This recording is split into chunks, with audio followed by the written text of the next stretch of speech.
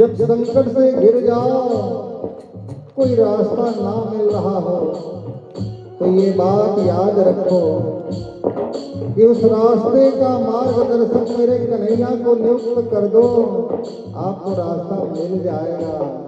आज गजराज संपूर्ण समर्पण में आ गया है, भगवान के सामने और निवेदन कर रहा है कि भैया आप बन जाओ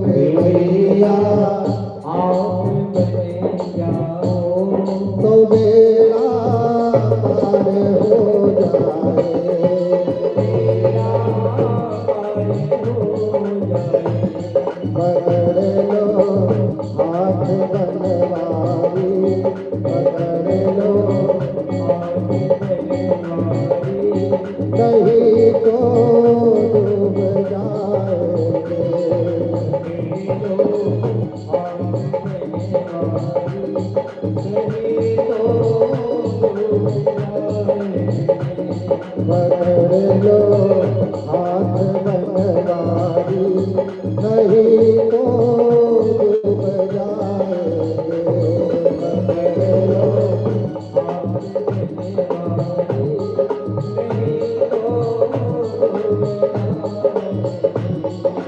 पकड़ लो हाथ बनवारी, नहीं तो पकड़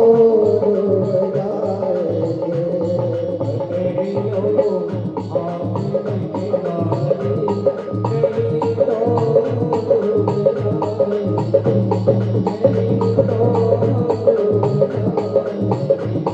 नहीं तो डूब जाएंगे। हमारा कुछ न बिगड़ेगा। भगवान जब आने में देर करने लगे तो गजराज ने कहा, देखो श्याम सुंदर, अगर हमें बचाने नहीं आओगे तो हमारा कुछ न बिगड़ेगा, तुम्हारी लाज जाएगी। ये भक्त भी भगवान को चैलेंज कर देते हैं, हमारा कुछ नहीं बिगड़ने वाला प्रभु, अरे ज्यादा से ज्यादा क्या होगा, राम का नाम लेकर जो मर जाएगा वो अमर नाम दुनिया में कर जाएगा। हम तो तुम्हारा नाम लेते लेते मर जाएंगे, हमारा कुछ नहीं बिगड़ने वाला, तुम्हारी लाज जाएगी। लेकिन तुम्हारा नाम दीन बंधु भक्त वत्सल दीनानाथ है ना, वो नाम का सोच लो बदनाम हो जाओगे। लोग कहते हैं कि तुम बचाने आते हो अपने भक्तों को, अगर हम मर गए तो तुम बदनाम हो जाओगे। श्याम सुंदर, हमारा कुछ नहीं जाने वाला, नथिंग है, अपनी तुम बचाओ। भगवान द्वारिका में बैठे हैं, हरे द्वारिका में सबद भयो सोर भयो भारी,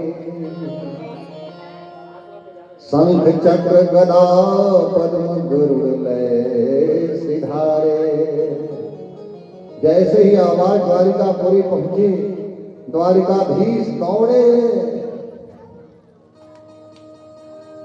सुदर्शन चक्र से कहा, जाओ सुदर्शन, जा करके ग्राह को मार डालो। ग्राह पकड़ करके बैठा है पैर को, और पैरों को पकड़े हुए ग्राह को सुदर्शन चक्र पहुंचता है और पहुंच करके टुकड़े टुकड़े कर देता है। ग्राह का शरीर निकला और भगवान में समाहित हो गया। ग्राह के प्राण भगवान ने स्वयं में खींच लिए, उसका उद्धार हो गया। गजराज ने कमल का फूल उठाया, उठा करके कमल का फूल भगवान के चरणों में समर्पित किया और प्रणाम कर दिया।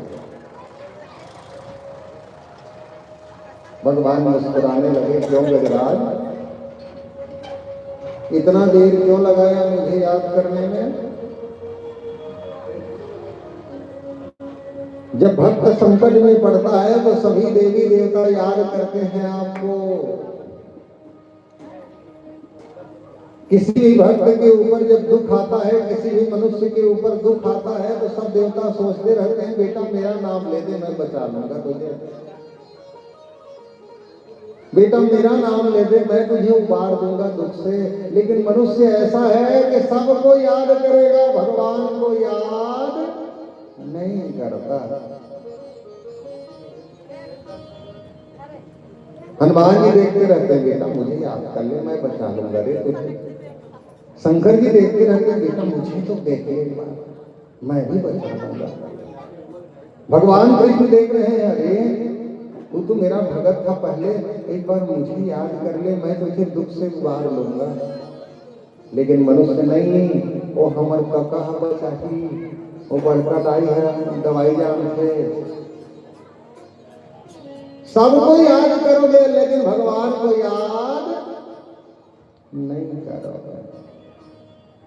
द्वारिका में सबद भयो सोर भयो भारी, शंख चक्र गदा पद्म गरुड़ लई सिधारी। भगवान दौड़ करके जब आए हैं, ग्राह का वध किया, ग्राह का उद्धार हो गया। गजराज भगवान के चरणों में गिरा पड़ा है। गजराज ने कहा क्यों याद करता आपको? अगर मैंने आपको आज याद भी किया आखिरी में, तो मेरा क्या भला कर दिए महाराज? भगवान बोले बड़ा मुश्किल है, उल्टा चोर कोटवारे जाए, महिला बचाए। हाँ मोइले करके काय भला करते। बोले भाई तो बचाया हूं तुमको। बोले नहीं, वो तो बचाए को करते ना, मोर नहीं आ रही से 10 नहीं पूरे, इसे मैं किसे नहीं बचाते। लेकिन मोर कहा अच्छा करे महाराज, पहला बता। भगवान ने कहा ऐसा क्यों बोल रहे हो? बोले एक बात बताना महाराज, मान लो एक आदमी के घर में भौतरा में बिहार है, और भौतरा वाले भैया के यहाँ जो बिहार है वो रायपुर में कोई उसका रिश्तेदार रहता है। उसके यहाँ गया, जा करके उसको निमंत्रण पत्र दिया, टिकट भाड़ा का पैसा दिया, बार बार निवेदन करके फिर आया कि हमारे घर के बिहार में आना। बिहार का दिन आया तो जब बड़ाई करी तेकर घर के बिहार में नहीं उतरी, सो पहुना आन पड़ोसी के घर के बिहार में उतरी, और ओकरे यहाँ ले चल दी, तेकर घर नहीं आया। तो बताओ महाराज ये गलत है कि नहीं? बोले हाँ ये तो गलत है, लेकिन मैंने ऐसा गलती कहां किया है? बोले आप ही ने तो किया है सरकार। बोले हमने किया? बोले हाँ। आप तक आवाज किसकी पहुंची बुलाने के लिए?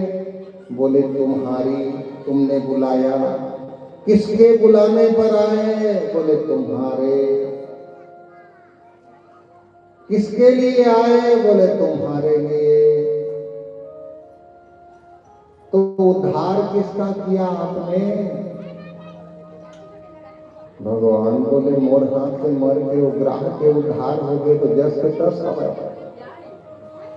बोले हाँ बात तो सही है। बुलाया किसने?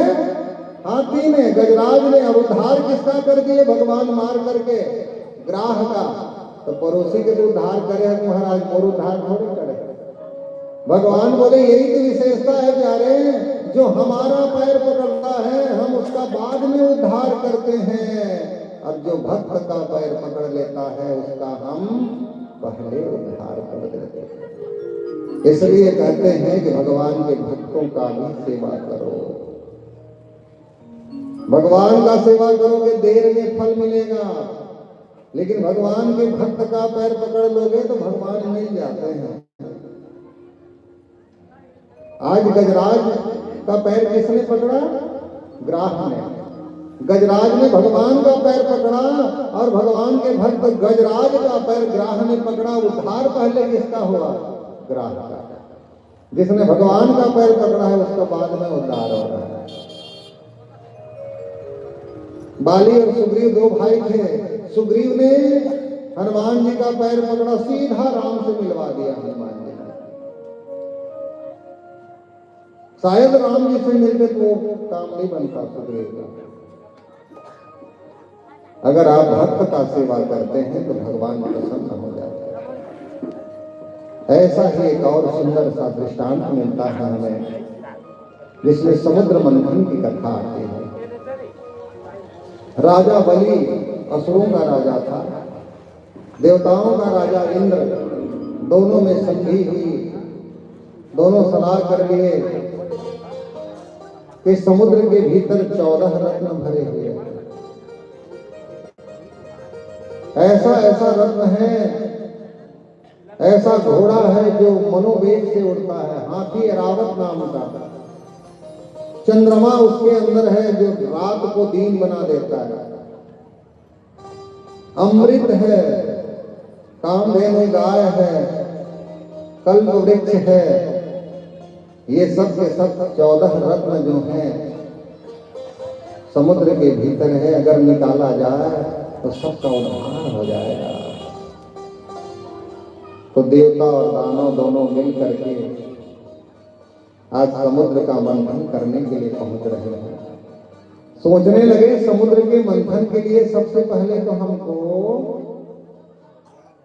एक मथानी चाहिए। तो मथानी किसका बनाएंगे? बोले मंदराचल पर्वत का मथानी बनेगा। चलो ठीक है, मंदराचल पर्वत को ले आएंगे।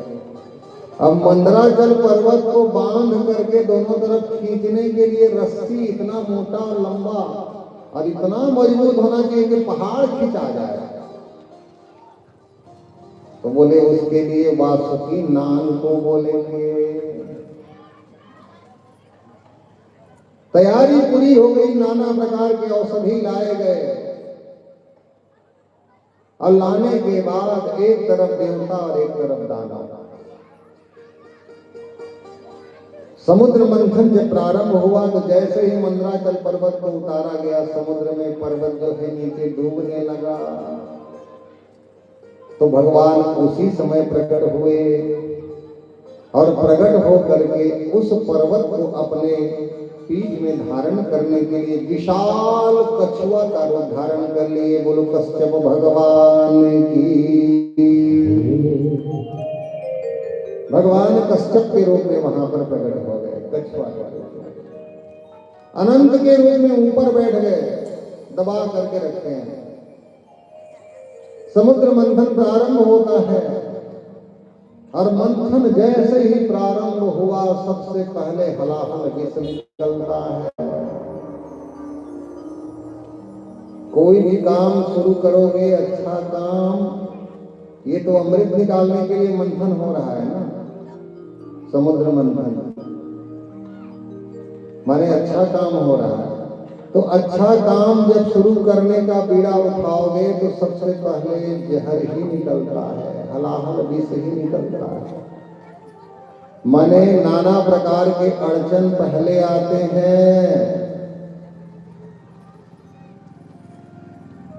कोई भी अच्छा काम करेंगे तो पहले बहुत सारे अड़चने आते हैं। उन सब को सहने के बाद फिर ऐसा कथा सुनने का अवसर मिलता है। यही तो कथा रूपी अमृत है।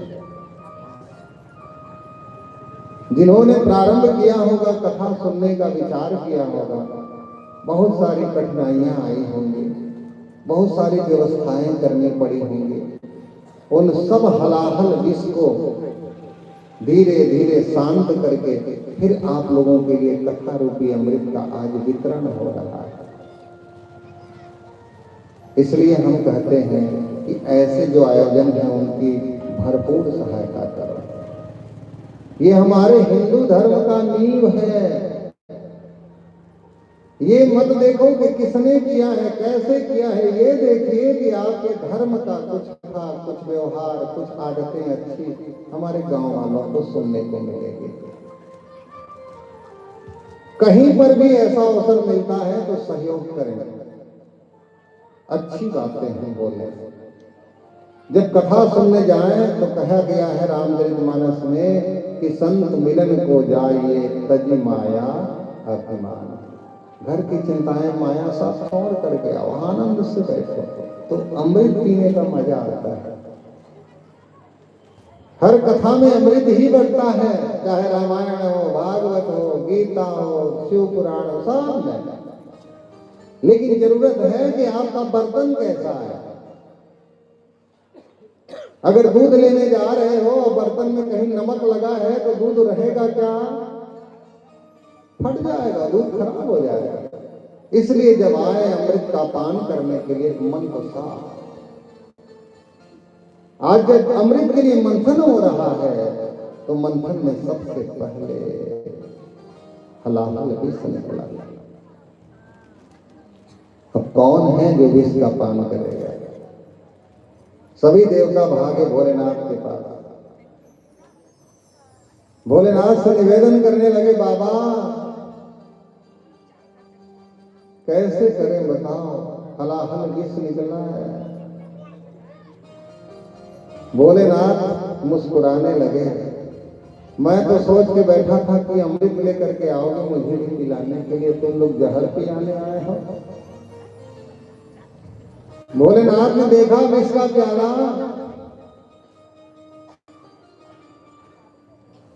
भोलेनाथ समझ गए इनमें से कोई भी इस विष को नहीं बचा सकता। प्यारे, कुछ लोग ही होते हैं जो विष को पचा सकते हैं। विष का अर्थ जहर ही नहीं, अपमान भी जहर होता है, कड़वी बातें भी जहर होती हैं।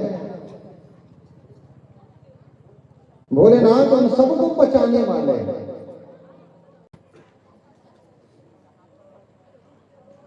हलाहल विष जब पीने लगे भोलेनाथ, तभी याद आया, अरे मेरे भीतर में तो मेरे राम बैठे हैं, और अगर मैंने जहर पिया तो मेरे राम को कहीं नुकसान न हो जाए।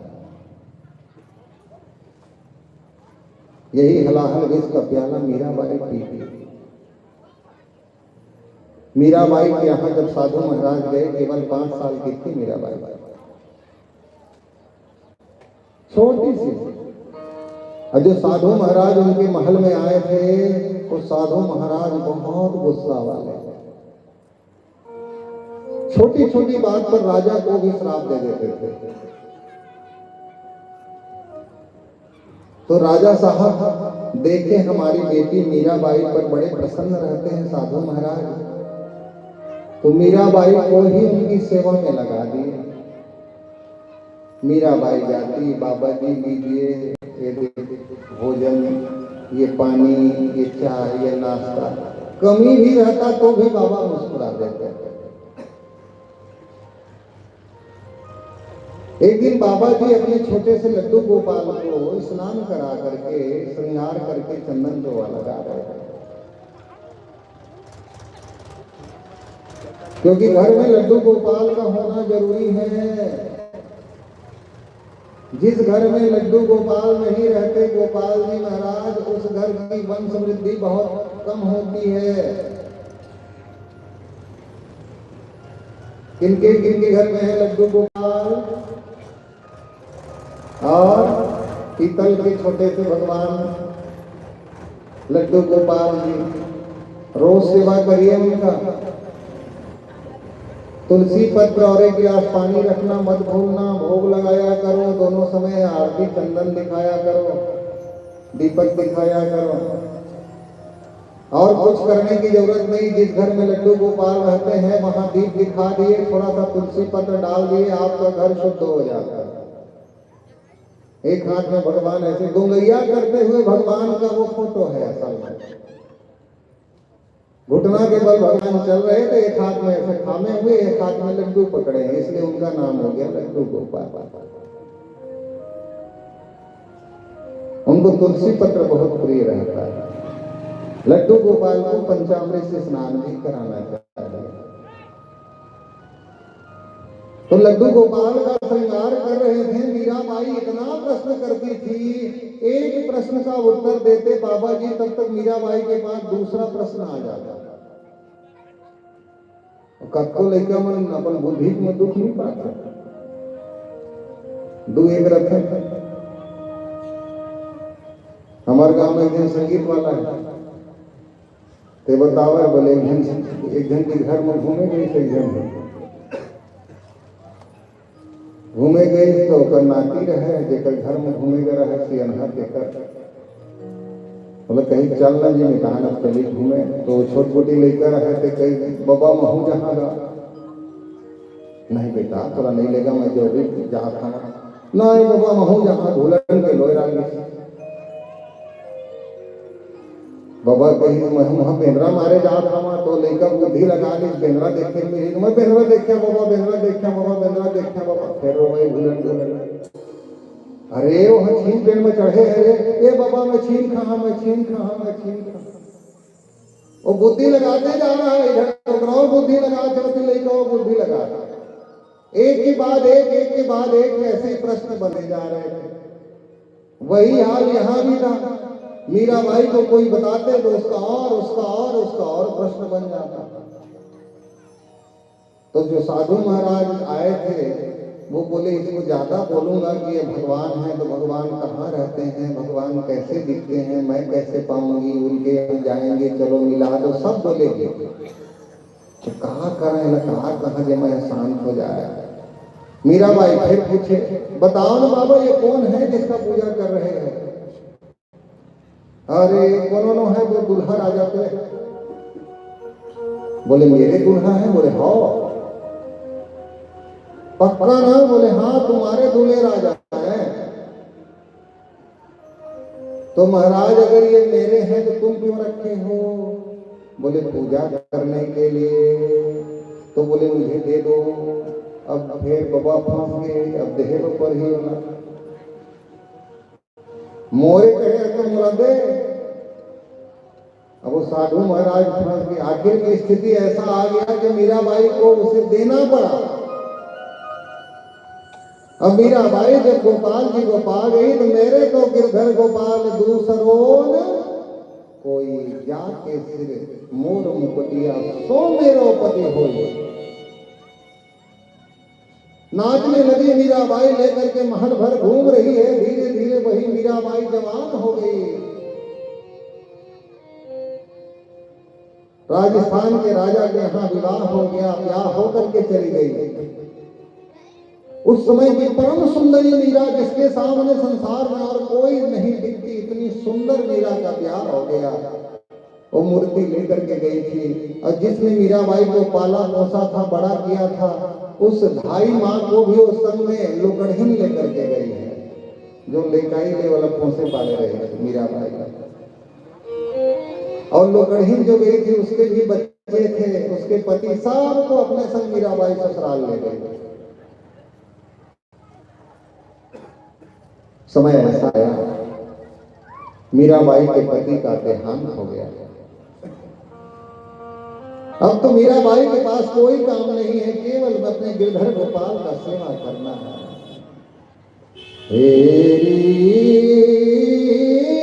मैं तो प्रेम दीवानी मेरो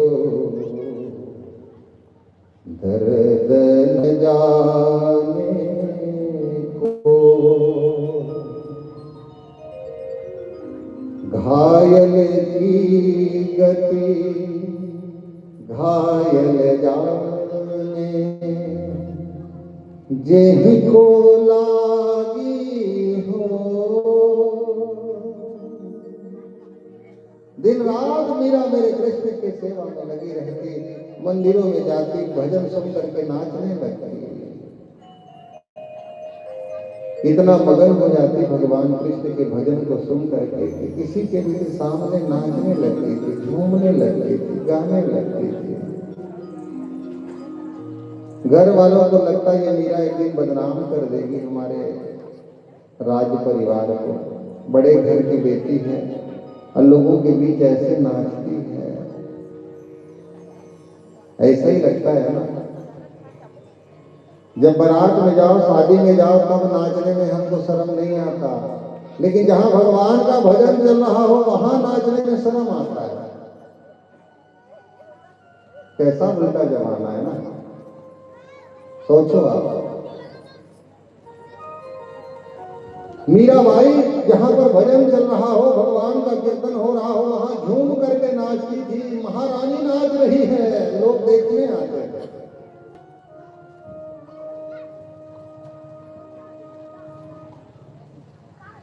राणा जी वहां के जो थे, उन्होंने सोचा मीराबाई ऐसे करेगी हमारा परिवार बदनाम हो जाएगा, इसे मारना पड़ेगा।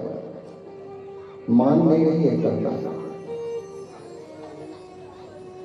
एक दिन भोग लगाने के लिए मीराबाई की जो दासी है, ढाई माँ है, वो दूध लेने गई है, रसमलाई जैसा रबड़ी, जिसे दूध कहा गया। वो दूध लेने गई है, रास्ते में राणा जी ने उसे रोक लिया, तलवार गले में रख दी, उस दूध में जहर मिलाया और बोली जाकर के मीराबाई को बताना मत, दे देना, और अगर बताए तो तेरा बेटा बेटी और पति हमारे कब्जा में है, वो बच्चे में नहीं। वो धाई माँ जो मीराबाई से बहुत प्रेम करते थे, अपने बच्चों के जिंदगी को खतरा में देख करके घबरा जाती है। जहर मिला हुआ वो दूध का प्याला मीराबाई के पास लेकर के पहुंची और मीराबाई को दे देती है। मीराबाई उसे लेती है। आहा, कितना गाढ़ा दूध है, आज गोपाल जी को भोग लगा देती हूँ। अपने उन गोपाल जी के सामने रखी, उसमें तुलसी पत्र डाला, जलांजलि दी, ऐसे तर्पण उसमें लगाया, आचमन किया। आचमन करने के बाद नेत्र बंद कर लिए। हे गोपाल जी, हे ठाकुर जी, आप पाओ। भगवान को जब देने के बाद नेत्र खोले, उन्हें लगा कि भगवान ने पी लिया। वो जहर मिला हुआ दूध का प्याला मीराबाई उठाई और पीने ही वाली है। उसी समय दासी से अब रहा नहीं गया। बोले मीरा रुक जा,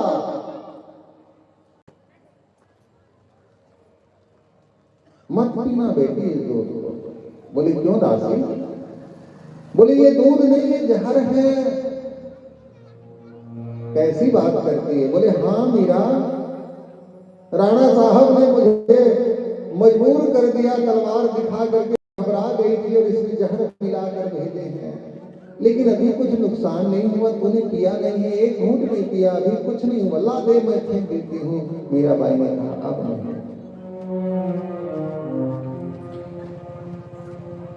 भले ही मैंने ना पिया हूं, लेकिन गोपाल जी ने तो पी लिया ना, मैंने उन्हें भोग लगा दी ना।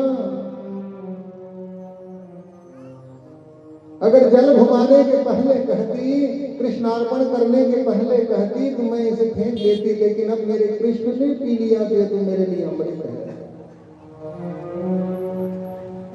विष का प्याला राणा जी भेजो, विष का प्याला राणा जी भेजो, पीबत मीरा हासी रे,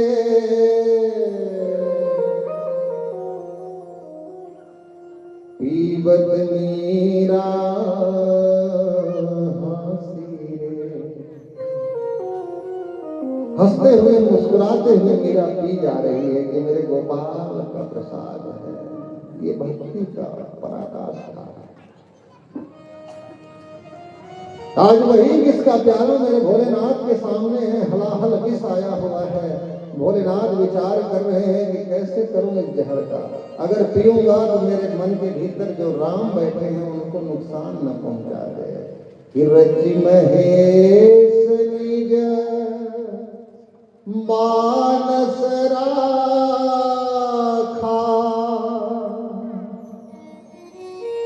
भोलेनाथ के हृदय में जहां राम निवास करते हैं, उन राम को कहीं चोट न लग जाए उस जहर से। तो पार्वती की तरफ देखे भोलेनाथ, बोले कहा पार्वती, कहा भाई बाबा पी ले। पार्वती जी ने कहा क्या बोलूं महाराज? बोले याद कर लो, आज अगर जहर पीने से रोकेगी पार्वती तो तेरे उस दुश्मन का क्या होगा?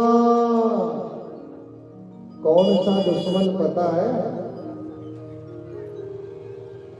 जिस समुद्र का मंथन होने वाला है, उस समुद्र में एक बार जल लेने के लिए पार्वती मैया गई।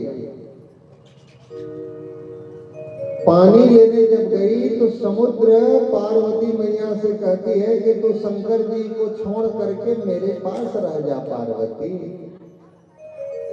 तो उस समय पार्वती मैया को बहुत गुस्सा आया था। उस समुद्र ने कहा मेरे पास 14 रत्न हैं, भोलेनाथ के पास कुछ नहीं है। आज भोलेनाथ ने कहा पार्वती अगर मैं इस जहर को पी लेता हूं तो 14 रत्न उसके निकालेंगे देवता, तेरा बदला पूरा हो जाएगा।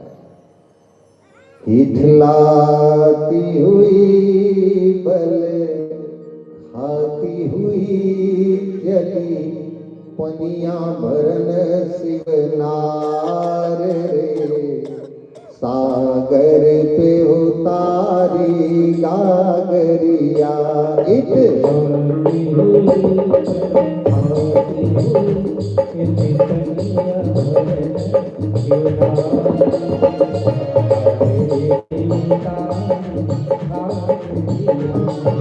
खाती हुई बल खाती हुई चली पनिया भरन शिवनार रे, सागर पे उतारी गागरिया खाती हुई खाती हुई पनिया भरन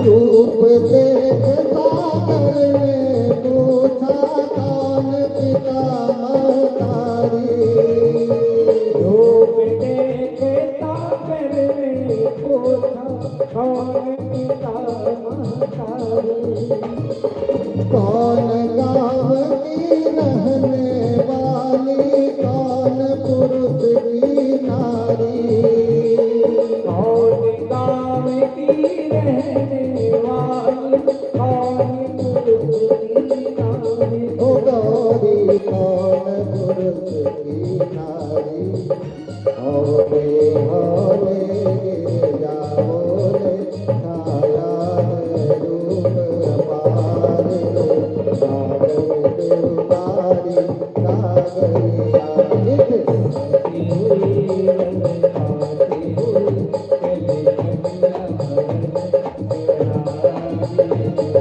पनिया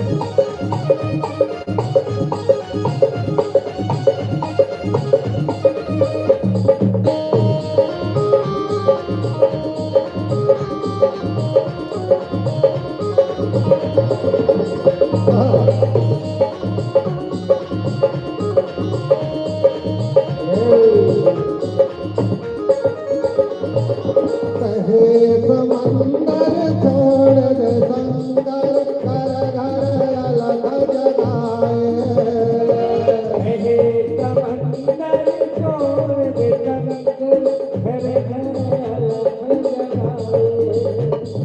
14 रतन भरे हैं मुझ में बैठी मौज उड़ाए।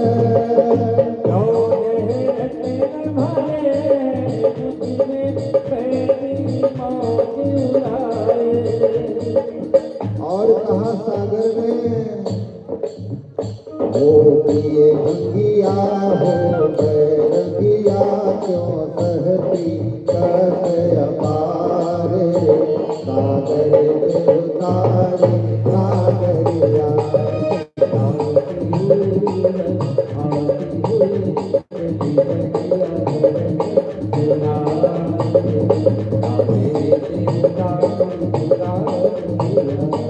लाती हुई बल लाती हुई चली पनिया भरत जिवरारे सागर उदारी गागरिया।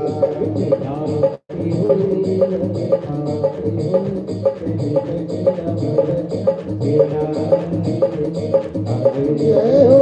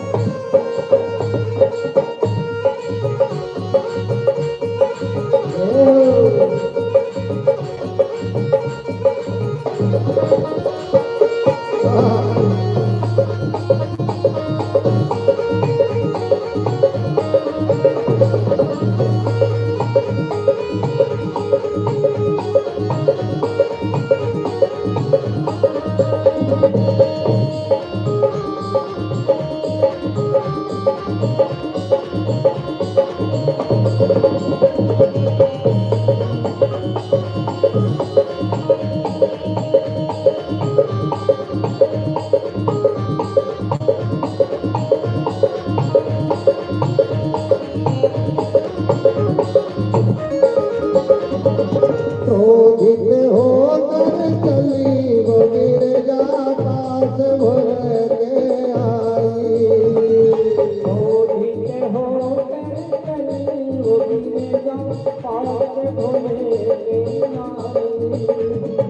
तुम्हारे होते तके समंदर सारी कथा सुनाई।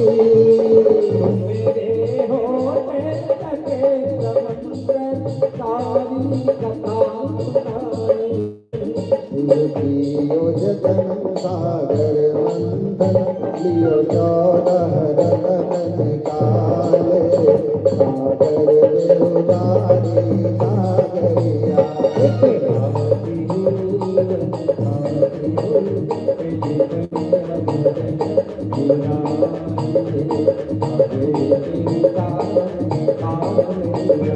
खाती हुई बल खाती हुई चली पनिया भरत किनारे सागर में उतारी सागरिया।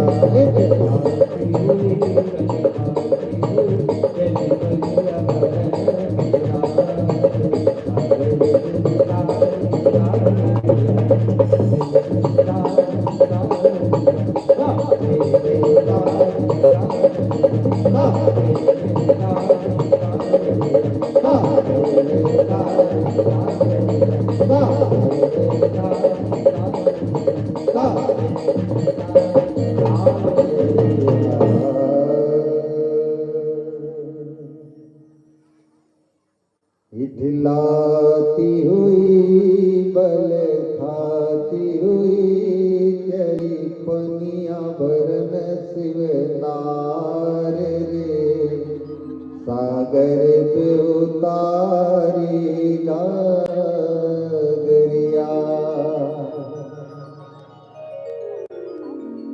कहे समंदर छोड़ दे शंकर घर घर अलख जगाए। 14 रतन भरे हैं मुझ में, तू बैठी मौज उड़ाए। 14 रत्न हैं पार्वती मेरे पास। अक्रोधित होकर चली वो गिरजा, पास भोले के आई। मां पार्वती बड़े गुस्से में आकर के भोलेनाथ को बताई। आज भोलेनाथ इसीलिए जब हलाहल विष पीने वाले हैं पार्वती की तरफ देखते हैं, मां गिरजा की ओर देखते हैं। बोले बताओ गिरजा, क्योंकि आधा अंग की मालकिन तुम ही हो। धर्म पत्नी को कहते हैं ना अर्धांगिनी। क्या बोलते हैं? अर्धांगिनी। पति को अपने शरीर पर भी आधा ही अधिकार है, आधा धर्म पत्नी का अधिकार रहता है, इसलिए उसे अर्धांगिनी कहा जाता है। मरने का भी अधिकार नहीं है। पूछना पड़ेगा घर वाली से कि मरूंगी नहीं। भोलेनाथ देख रहे हैं पार्वती की तरफ। बताओ ये जहर पीना है, अगर तू बोलेगी तो पी लूंगा, नहीं तो अभी से फिर इसको हटा दिया जाए। पार्वती मैया ने कहा इसे भी तो भंगिया मंगिया चढ़ते रहता है बाबा, भांग का प्याला तो पीते रहता है, तो ले लीजिए। भोलेनाथ ने हलाहल विष का प्याला उठाया और पीने लगे, और ऐसा पिया कि पेट में भी ना जाए और मुंह से भी नीचे उतर जाए। पेट में जाएगा तो राम जी महाराज ने नाम। तो भोलेनाथ ने वो विष का स्थान बनाया अपने कंठ में, और कंठ में उस स्थान में भगवान भोलेनाथ उसे रोक लेते हैं। इसलिए उनका जो कंठ है वो नीला पड़ जाता है, क्योंकि जहर पीने वालों का रंग नीला हो जाता है। उस हलाहल विष को भोलेनाथ ने कंठ में धारण कर लिया, और उस दिन से उनका एक नाम पड़ा। बोलो नीलकंठ भगवान की। नीलकंठ नाम पड़ा भोलेनाथ का। समुद्र मंथन हुआ, और समुद्र का जब मंथन हुआ प्यारे, तो ऐसा दिव्य और दिव्य वस्तुएं निकल रही हैं। कामधेनु गाय निकली, उच्चैश्रवा नाम का घोड़ा, ऐरावत नाम का हाथी, कौस्तुभमणि, पारिजात, लक्ष्मी जी। और जैसे ही लक्ष्मी जी प्रकट हुई, सब के सब मन कर रहे थे कि हमसे इसका प्यार हो जाए। लक्ष्मी जी को देख करके सब सोच रहे हैं कि इसका ब्याह हमारे संग हो जाए। राजा बलि भी सोच रहा है मैं ब्याह कर लेता इससे, इंद्र सोच रहे हैं मैं रख लेता, ऋषि महात्मा सोच रहे थे हम लोग रख लेते हैं। भाई पैसा कौड़ी को कौन छोड़ेगा। आपस में लड़ने लगे, और जब लड़ने लगे तो ब्रह्मा जी आगे बोले खबरदार, इनका ऐसे नहीं होगा, ये स्वयंवर होगा। स्वयंवर उसे कहा जाता है जिसमें लड़की स्वयं ही अपने वर का चयन करती है। जितने वहां पर थे सबको बैठाया गया, देवता, राक्षस, यक्ष, किन्नर, गंधर्व सब। अब लक्ष्मी जी जिसे चाहे तो चुन सकते हैं। अब ध्यान देना, यहाँ कौन सा रहस्य है पता है? किसके घर में लक्ष्मी रहती है और किसके यहाँ नहीं रहती। कुछ लोग कहते हैं महाराज कमाथन तो अब्बड़ लेकिन पहुंचे नहीं, हमारे घर में पैसा रुका काब नहीं महाराज। क्यों नहीं रुकता उसका यहाँ पे आपको दृष्टिगोचर होगा। अगर धनवान बनने का सूत्र जानना है तो ध्यान से सुनना है इस कथा को। लक्ष्मी कैसे में आपके पास रहेगी? सबसे पहले लक्ष्मी जी पहुंची ऋषिगणों के पास, महात्माओं के पास। वरमाला लिए हुए बोले, इनमें से किसको पति बनाओ? बोले इनकी अच्छाई क्या है? बोले ये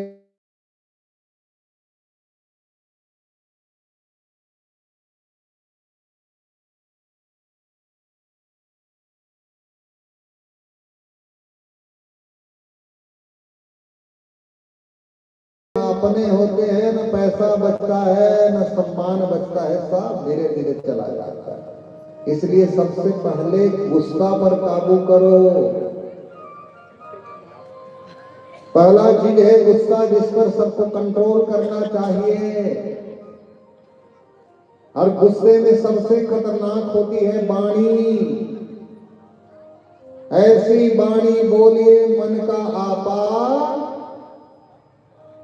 औरन को शीतल करे आपहु शीतल। सुंदर वाणी बोलने में क्या दिक्कत है? हम लोग जितना भी खाते हैं, शरीर में जितना खाते हो सब के सब शरीर से जब बाहर निकलता है, जितने हमारे रोम छिद्र हैं उन सब से जो भी निकलता है वो नमकीन ही होता है, जितने शरीर से निकलने वाली चीजें हैं। इसका अर्थ है हम जो खाते हैं वो नमक तो बाहर आ जाता है, लेकिन जो मीठा मीठा खाते हो वो कहां से बाहर जाता है? कितनों शक्कर खा लो, पसीना मीठा रहेगा क्या? बोलो ना। नमकीन हो सकता है लेकिन मीठा, और उसी को बोलते हैं कि रुक गए शुगर हो गए महाराज। क्यों नहीं होगा शुगर? क्योंकि मीठा बोलते ही नहीं। वो आपका निकलेगा वो शुगर आपकी मीठी वाणी से। जिस दिन लोगों से आप मीठी वाणी बोलना शुरू कर दोगे, मीठे वचन बोलना शुरू कर दोगे, सबसे प्रेम करना शुरू कर दोगे, आपका शुगर का लेवल अपने आप कम हो जाएगा।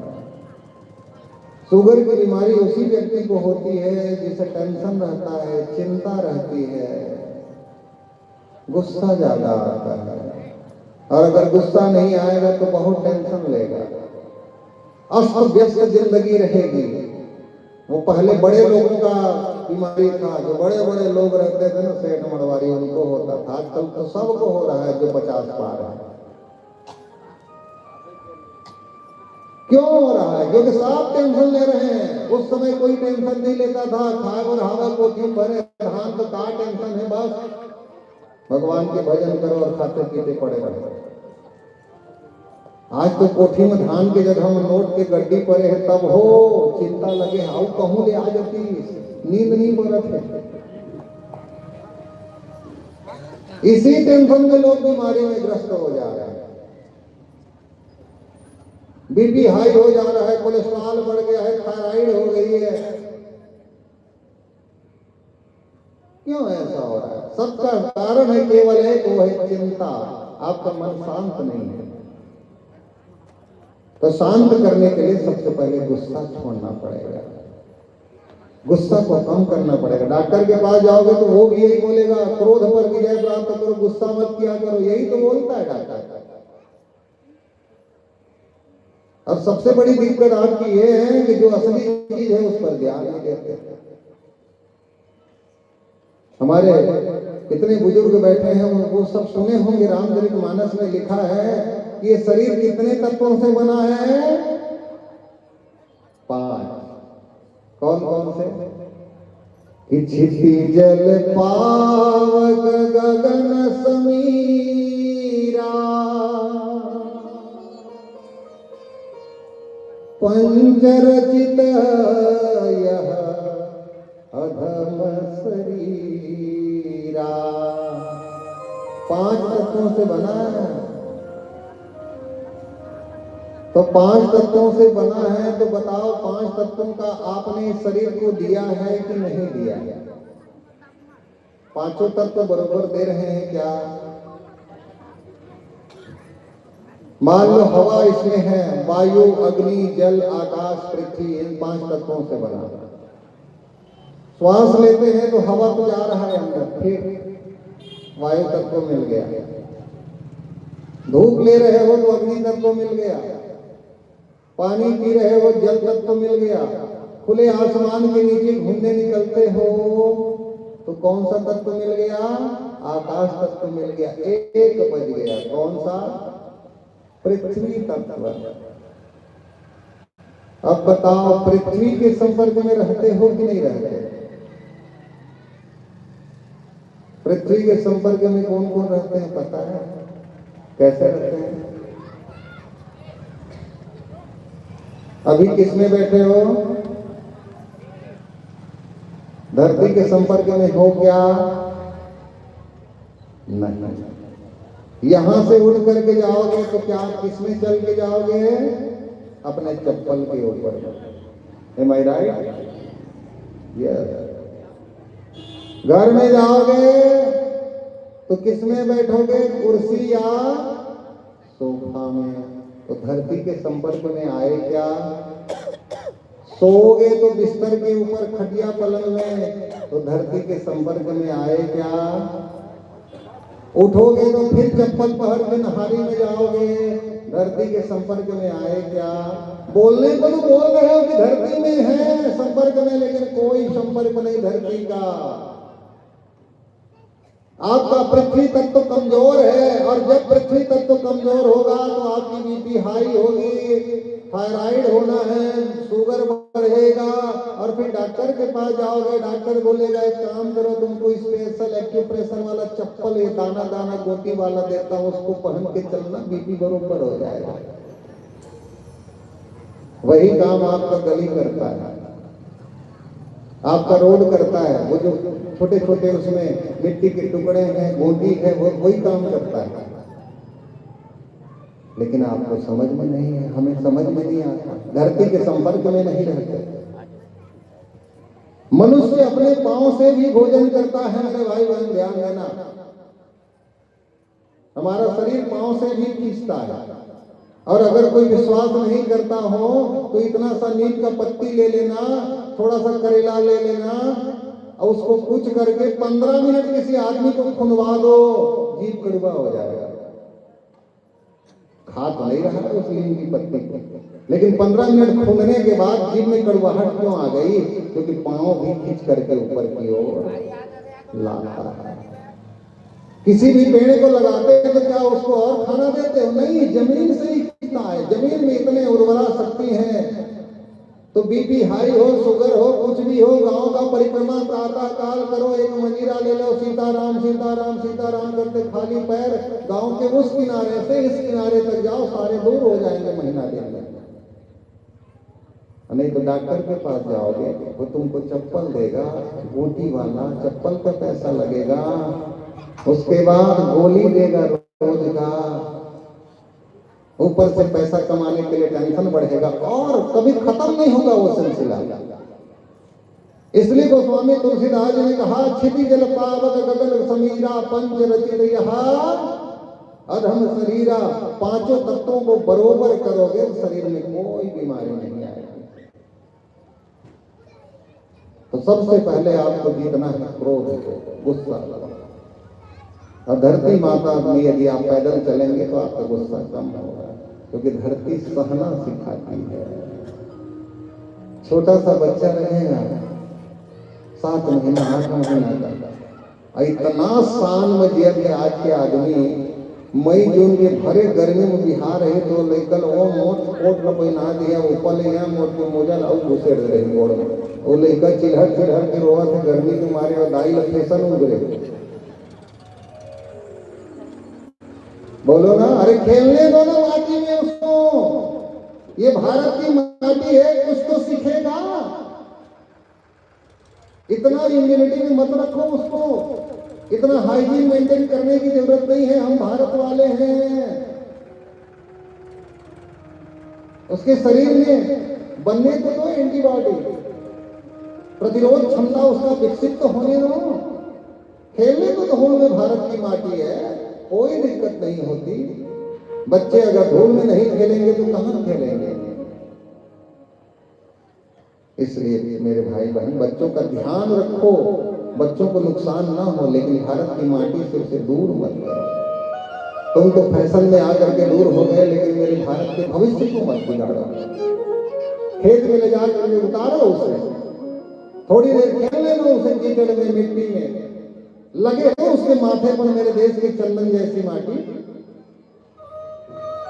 क्यों हमारे अभी से केवल एक पीढ़ी पहले जो 90 साल के बुजुर्ग हैं, आज भी उनको बीपी शुगर नहीं है, क्योंकि उन लोग 4 घंटा 6 घंटा 8 घंटा माटी और कीचड़ में रहे हैं, उसका रस को अपने शरीर में डाले हैं, धरती की जो मूल शक्ति है उसे पाया है। और आप जो चप्पल पहनने वाले लोग हो, साल में अगर 4 बार मौसम बदलता है तो 4 बार सर्दी जुकाम और बुखार होता है तुमको, क्योंकि तुम लोगों ने माटी तो कभी मेंटेन करी नहीं। लक्ष्मी जी जिनसे देखती है साधु संत बोले क्रोधी हो रहे हैं, तो क्रोधी के घर में लक्ष्मी नहीं जाती, उनको छोड़ दिया, आगे बढ़ गई लक्ष्मी जी। असुर बैठे थे, असुरों में देखा, बोले अच्छाई क्या है? बोले बहुत बलवान है, सुंदर है, लेकिन मूढ़ है, कोई भी इनको ठग लेता है, सिखावन में आ जाते हैं, किसी के सिखाई, जो दूसरों के सिखाने में कुछ कांड कर दे, ऐसे लोग होते हैं असुर। तीसरे हैं देवता, देवताओं को भी उन्होंने चयन नहीं किया। ये बलवान है, सुंदर है, लेकिन कामी और लोभी है। शंकर जी सामने थे, बोले शंकर जी तो बढ़िया है, विहार करने लायक, इनके यहाँ तो रह जाऊंगी, लेकिन ये बहुत ही भोले वाले हैं। तो जो ज्यादा भोला भाला रहता है वो भी ठीक नहीं है। नात्यंतम सर्वैर भाव्यम गत्वा पश्या वनस्पति वनस्फले निच्छिद्यन्ते सरला तत्र कुब्जा तिष्ठन्ति सर्वदा। ज्यादा सिल्वा रहोगे तो भी अच्छी बात नहीं है। जंगल में जाकर के देखिए, कोनो लकड़ी काटे जा ही रहते हो, कट ही पेड़ नहीं काटा है, टेढ़वा मेढ़वा, वो सीधवा पेड़ रही तीतल काट के लाते हो। तो सीधे साधे लोगों को ही लोग सताते हैं। नजरिया बदलेंगे, नजारे बदल जाएंगे आपके। अगर सीधी उंगली सीधी ना निकले तो क्या करना चाहिए? अच्छा, उंगली टेढ़ी करनी चाहिए। हाँ, जरूरी नहीं है हर बार उंगली ही टेढ़ी करो। अगर घाम में रखे हैं, घी टघल रहे तो डिब्बा भी तो टेढ़ा कर सकते हो। नजरिया बदलेंगे, नजारे बदल जाते हैं। लोग आकर के पूछते हैं, महाराज ये रोड कहाँ जाता है? एक सामान्य आदमी कहता है ये रोड कोसला जाता है, लेकिन इसका नजरिया बदला हुआ है। वो कहता है भैया ये रोड कहीं नहीं जाता, 20 साल हो गए बने, यहीं तरफ थे, इसमें चल करके लोग जाते हैं कोसला, रोड तो यही रहता है। जाता है क्या रोड उठ करके? एक दिन रात उसको देखे, उठ के चल थोड़ी देर से कोसला। कोई किसान जा रहा है, पूछते हैं नहर चला थे? सामान्य आदमी हाँ चला थे, लेकिन जो पढ़ा लिखा जिसका नजरिया सुधरा हुआ है बोले नहर नहीं चला था, नहर में पानी चला था, नहर है तो वो चला है। इसलिए नजारे बदलते हैं प्यारे, जब आप नजरिया बदलते हैं। कथा में अगर सुनने जाते हैं तो सिर्फ कथा नहीं, कुछ विज्ञान भी लेकर के जाया करो, कुछ ज्ञान भी लेकर के जाया करो। लक्ष्मी जी आगे बढ़ी, आगे भगवान शंकर बोले बहुत भोला भाला है, गड़बड़ हो जाएगा। आगे भगवान विष्णु बैठे थे, नारायण, उनको देखे, बोले इनका हृदय बहुत कोमल है, मृदुभाषी है, सामर्थ्यवान है, बोले ये है मेरे लायक। और उन्होंने उनके गले में वरमाला पहना दी। उस दिन से नामकरण हो गया, बोले लक्ष्मी नारायण भगवान की। कल कल बता रहे थे ना लेडीज फर्स्ट, तो यहाँ भी देखो लेडीज फर्स्ट में लक्ष्मी और नारायण।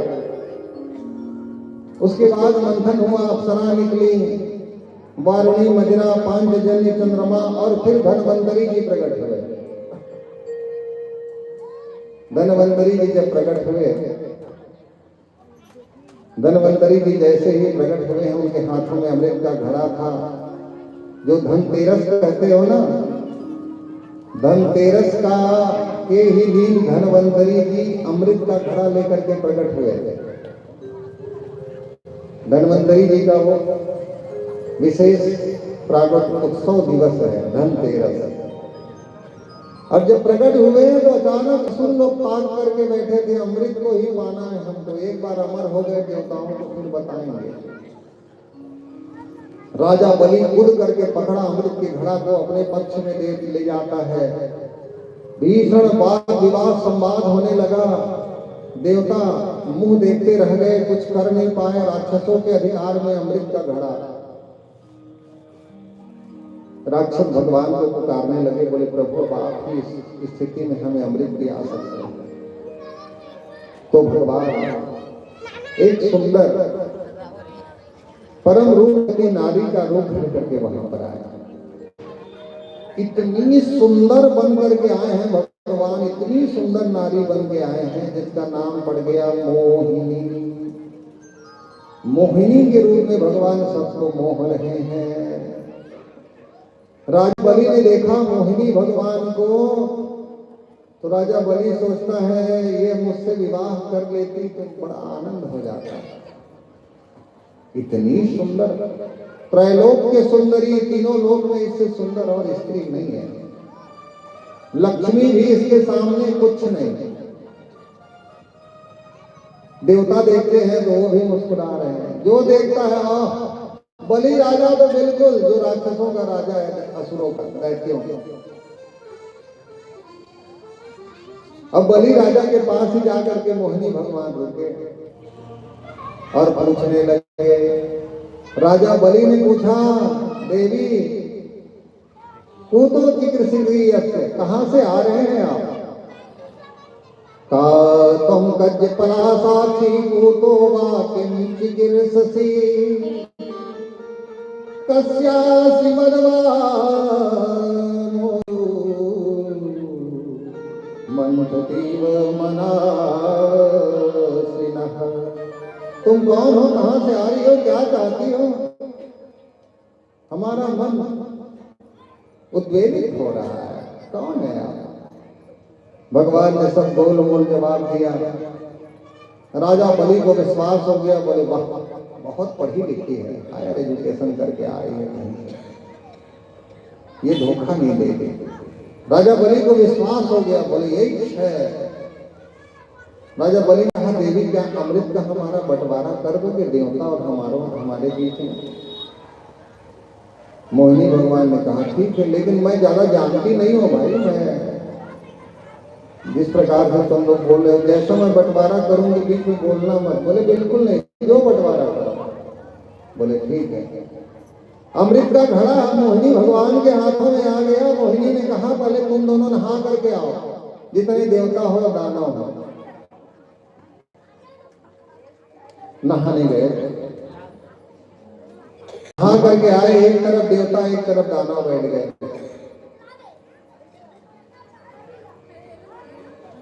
मोहिनी भगवान बलि के पास पहुंचे, राजा बलि एक राज की बात बताओ। बोले बताओ मोहिनी। बोले तुमने दाल देखा है? बोले हाँ। दाल खाए हो? बोले हाँ। तो अगर कोई दाल पकाने के बाद बढ़िया उसमें मथने के बाद अगर घड़ा में ही 1 घंटा रख दे तो क्या होगा दाल का? क्या होगा दाल का? पानी पानी ऊपर रह जाएगा और उसका मलाई वाला नीचे गाढ़ा भाग बैठ जाएगा। यही होता है ना सबके यहाँ।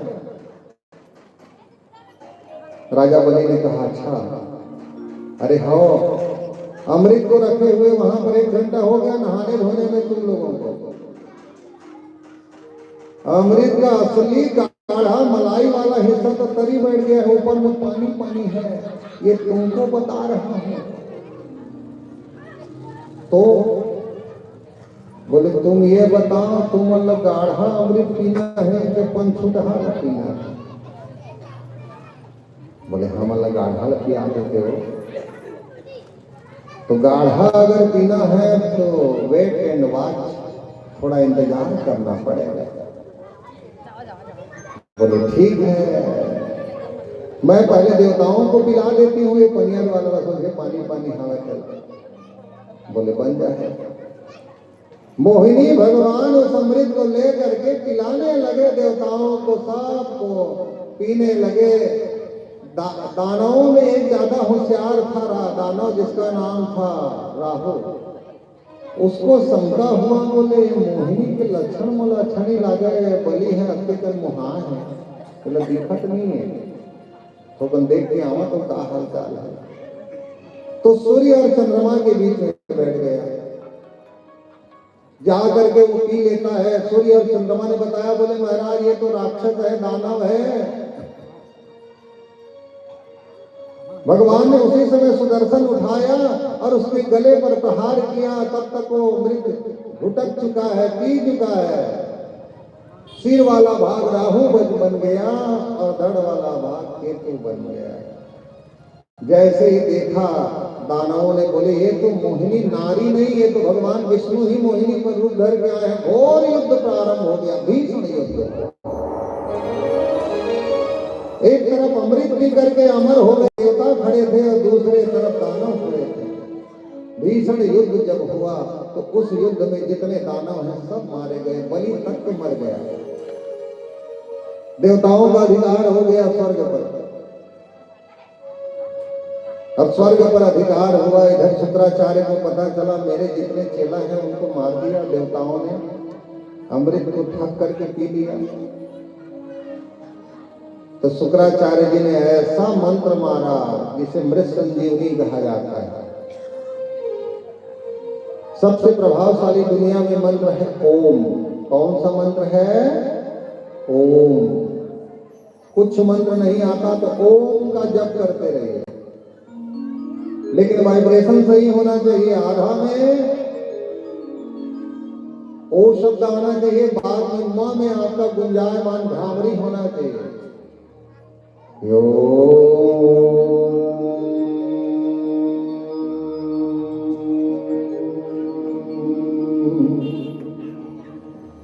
ये दोनों हो जाता है। भ्रामरी का जो आप योग में करते हैं ना, दोनों एक संग हो जाता है। ओम बोलोगे तो ओम नमः शिवाय, थोड़ा ताकतवर हो गया मंत्र। और विशेष बनाना है तो महामृत्युंजय ले लो। ओम त्र्यंबकं यजामहे सुगंधिं पुष्टिवर्धनम् उर्वारुकमिव बन्धनान् मृत्युर्मुक्षीयमामृता। कौन कौन जप करते हैं इस मंत्र का? अरे कम से कम 11 बार नहाने के बाद शंकर जी में पानी डालते डालते जप कर लिया करो। और मजबूत करना है मंत्र को, और प्रभावशाली बनाना है तो पहले फोन लगाते थे ना, तीरे में लगाना है तो 0 लगा देता था, लग जाए फोन। लेकिन स्त्री काल करना है तो रिहा माता 077 52 लगाए पर गिलास को लगाता था, 078 18 कोड न बढ़ा पड़े। वैसे इस मंत्र में कोड बढ़ा दो, 2 कोड सामने और ठीक उल्टा 2 कोड पीछे। ओम हौम ह्यूं स्वाहा ओम भूर्भुवः स्वाहा ओम त्र्यंबकं यजामहे सुगंधिं पुष्टिवर्धनम् उर्वारुकमिव बन्धनान् मृत्युर्मुक्षीयमामृतात्। ओम स्वः भुवः भुवः स्वः हौम ओम। ये बन गया संजीवनी मंत्र। मरने वाला है उसको ये रोक देता है, मरने नहीं देता। महामृत्युंजय दुख आया है उसको दूर कर देता है। बुखार चढ़ा है, महामृत्युंजय का मंत्र जब चालू कर दो बिना दवाई के बुखार उतर जाता है। और ये जो संजीवनी है ये मरने वाला है तो भी उसको वापस ले आएगा। लेकिन जो मर गया उसके लिए क्या करोगे? अब मरे हुए को जिंदा करना है तो यही जो महामृत्युंजय है ये बन जाता है मृत संजीवनी। इसमें कोड की संख्या बढ़ जाती है, ओम हम ओम यूम ओम साह। कितने ओम लग रहे हैं पूरा नहीं बता सकता आप लोगों को ऐसे सार्वजनिक रूप से। ये गुरु मंत्र के रूप में दिया जाता है, बहुत गूढ़ रहस्य वाला है, सबको इसे नहीं बताया जाता। अगर मृत संजीवनी मंत्र को कोई जप कर ले तो अपने आप शरीर गर्म हो जाता है। तो उसी मृत संजीवनी मंत्र जो परम गुह्य रहस्य था, उस मृत संजीवनी मंत्र के बल पर शुक्राचार्य जी महाराज ने दैत्यों को जीवित कर दिया। दैत्यों ने आक्रमण किया, अब देवता भागे स्वर्ग छोड़। अधिकार किसका हो गया? बलि का। फिर कुछ दिन बाहर रहे, यही चलता रहता है देवताओं में। कभी देवता अधिकार में रहते हैं स्वर्ग पर, कभी दानव। भगवान के पास गए, बोले महाराज हमें फिर से वापस दिवा दीजिए। तो भगवान कश्यप ऋषि के यहाँ पुत्र के रूप में अवतार लिए और पुत्र के रूप में अवतरित होकर के प्रभु केवल 52 अंगुल की पैदा हुए।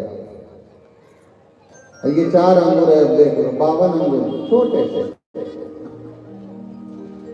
और 52 अंगुल के पैदा होकर के उनका व्रतबंध जनेऊ संस्कार सारे हुए। राजा बलि के यहाँ पहुंचे हैं और राजा बलि के यहाँ जाकर के भगवान भिक्षा मांगते हैं कि राजा बलि मुझे 3 पग धरती दे दो। राजा बलि ने कहा, बोले महाराज सिर्फ 3 पग धरती? आप किससे मांग रहे हो ये भी तो देख लिया करो। राजा बलि से मांग रहे हो।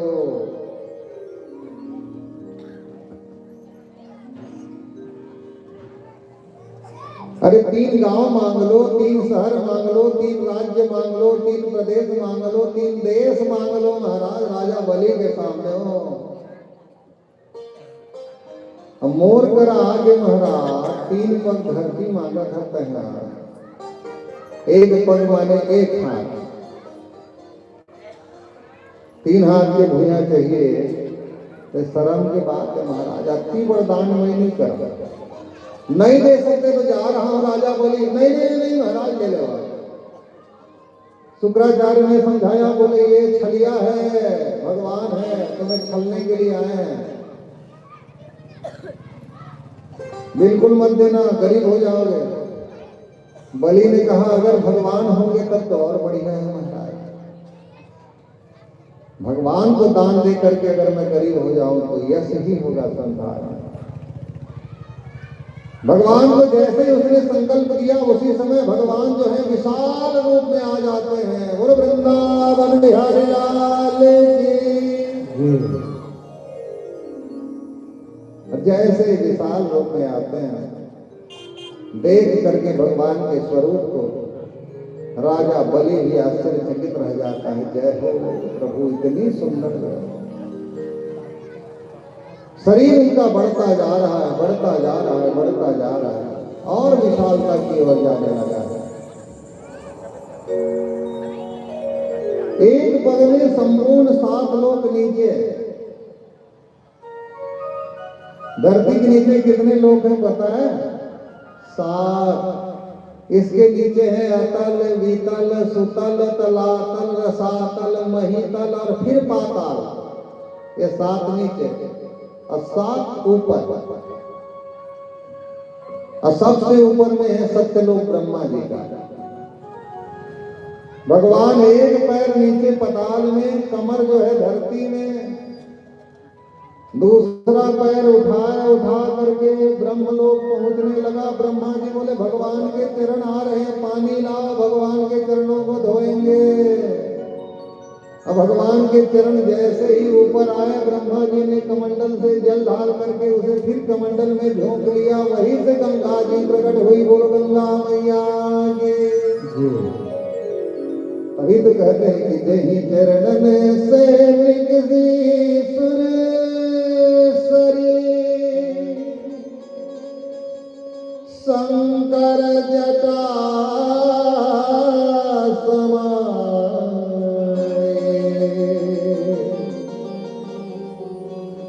जटा सुंदरी नाम पड़ा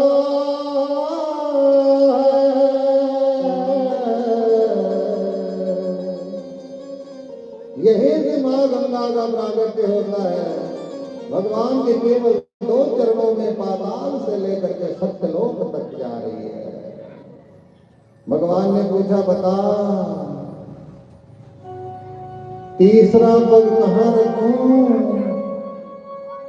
तीसरा पग रखने का मुझे स्थान बता दे। तेरे द्वार खड़ा भगवान,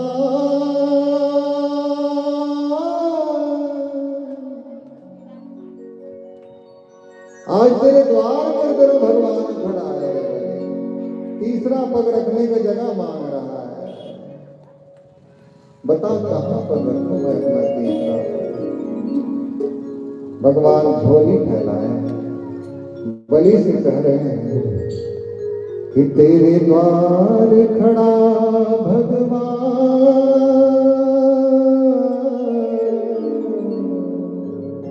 बताओ द्वार खड़ा भगवान भगत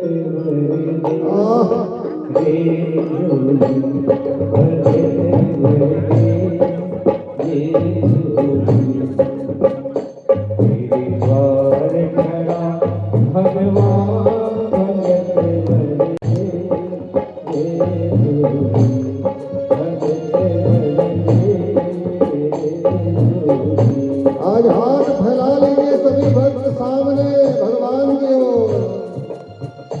तेरे द्वार खड़ा भगवान भगत भर मेरे झोली।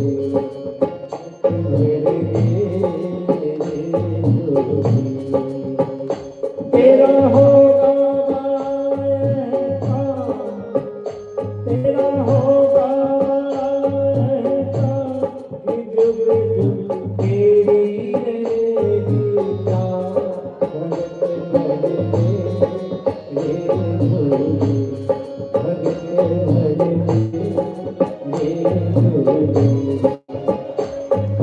द्वार खड़ा भगवान भगत भर मेरे झोली, भगत भर मेरे झोली।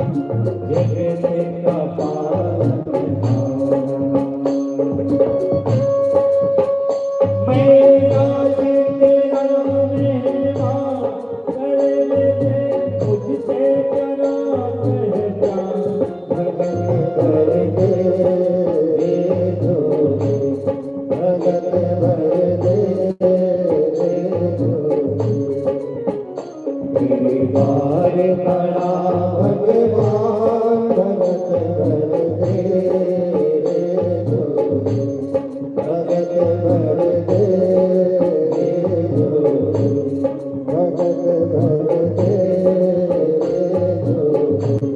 भगत भर दे भगत भर दे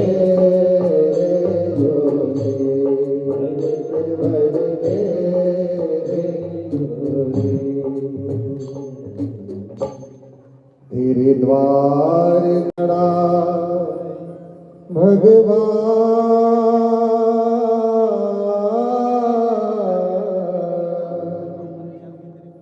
भगत भर दे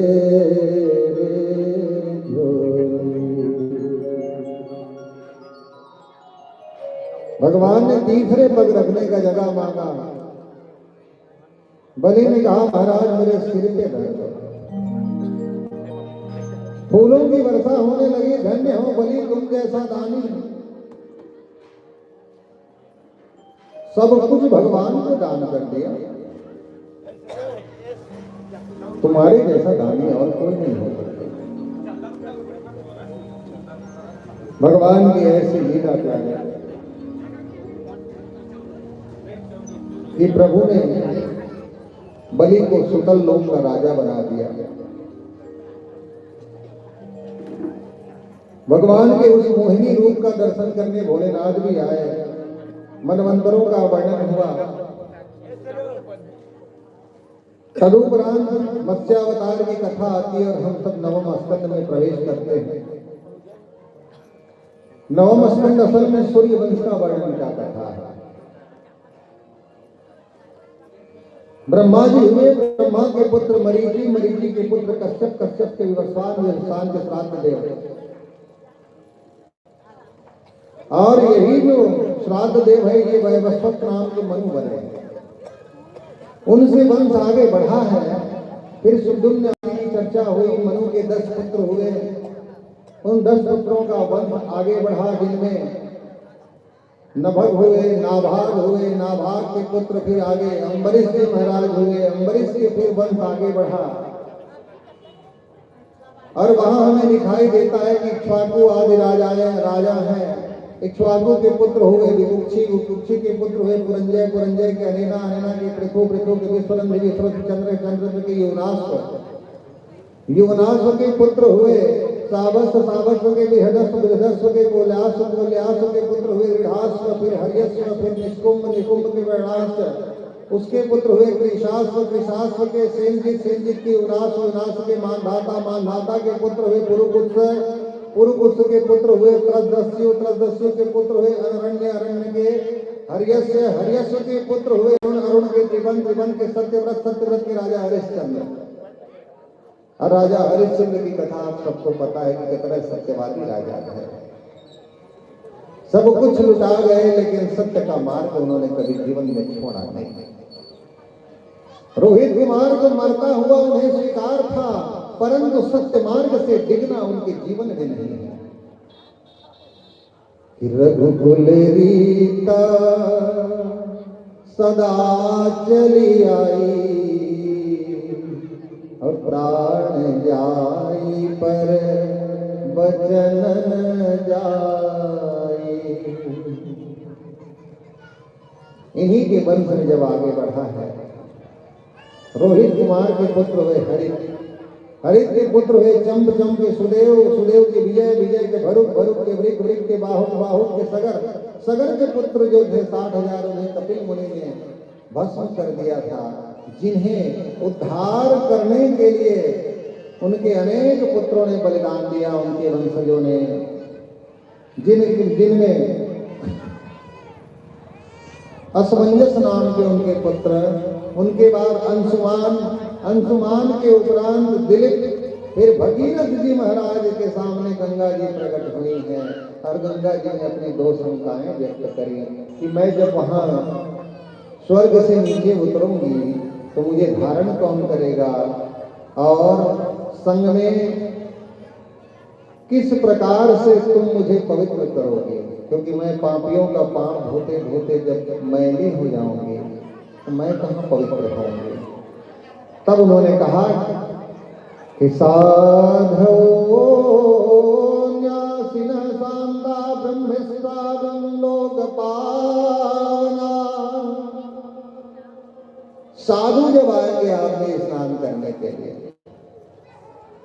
तो उन साधुओं के संगत से आप पवित्र हो जाओगे और भोलेनाथ आपके वेग को धारण करेंगे। उसके बाद गंगा जी प्रकट हुई और संपूर्ण धरती को पवित्र करने के लिए मृत्यु लोक में पहुंची है। सगर के सभी पुत्रों को पवित्र किया, उद्धार किया।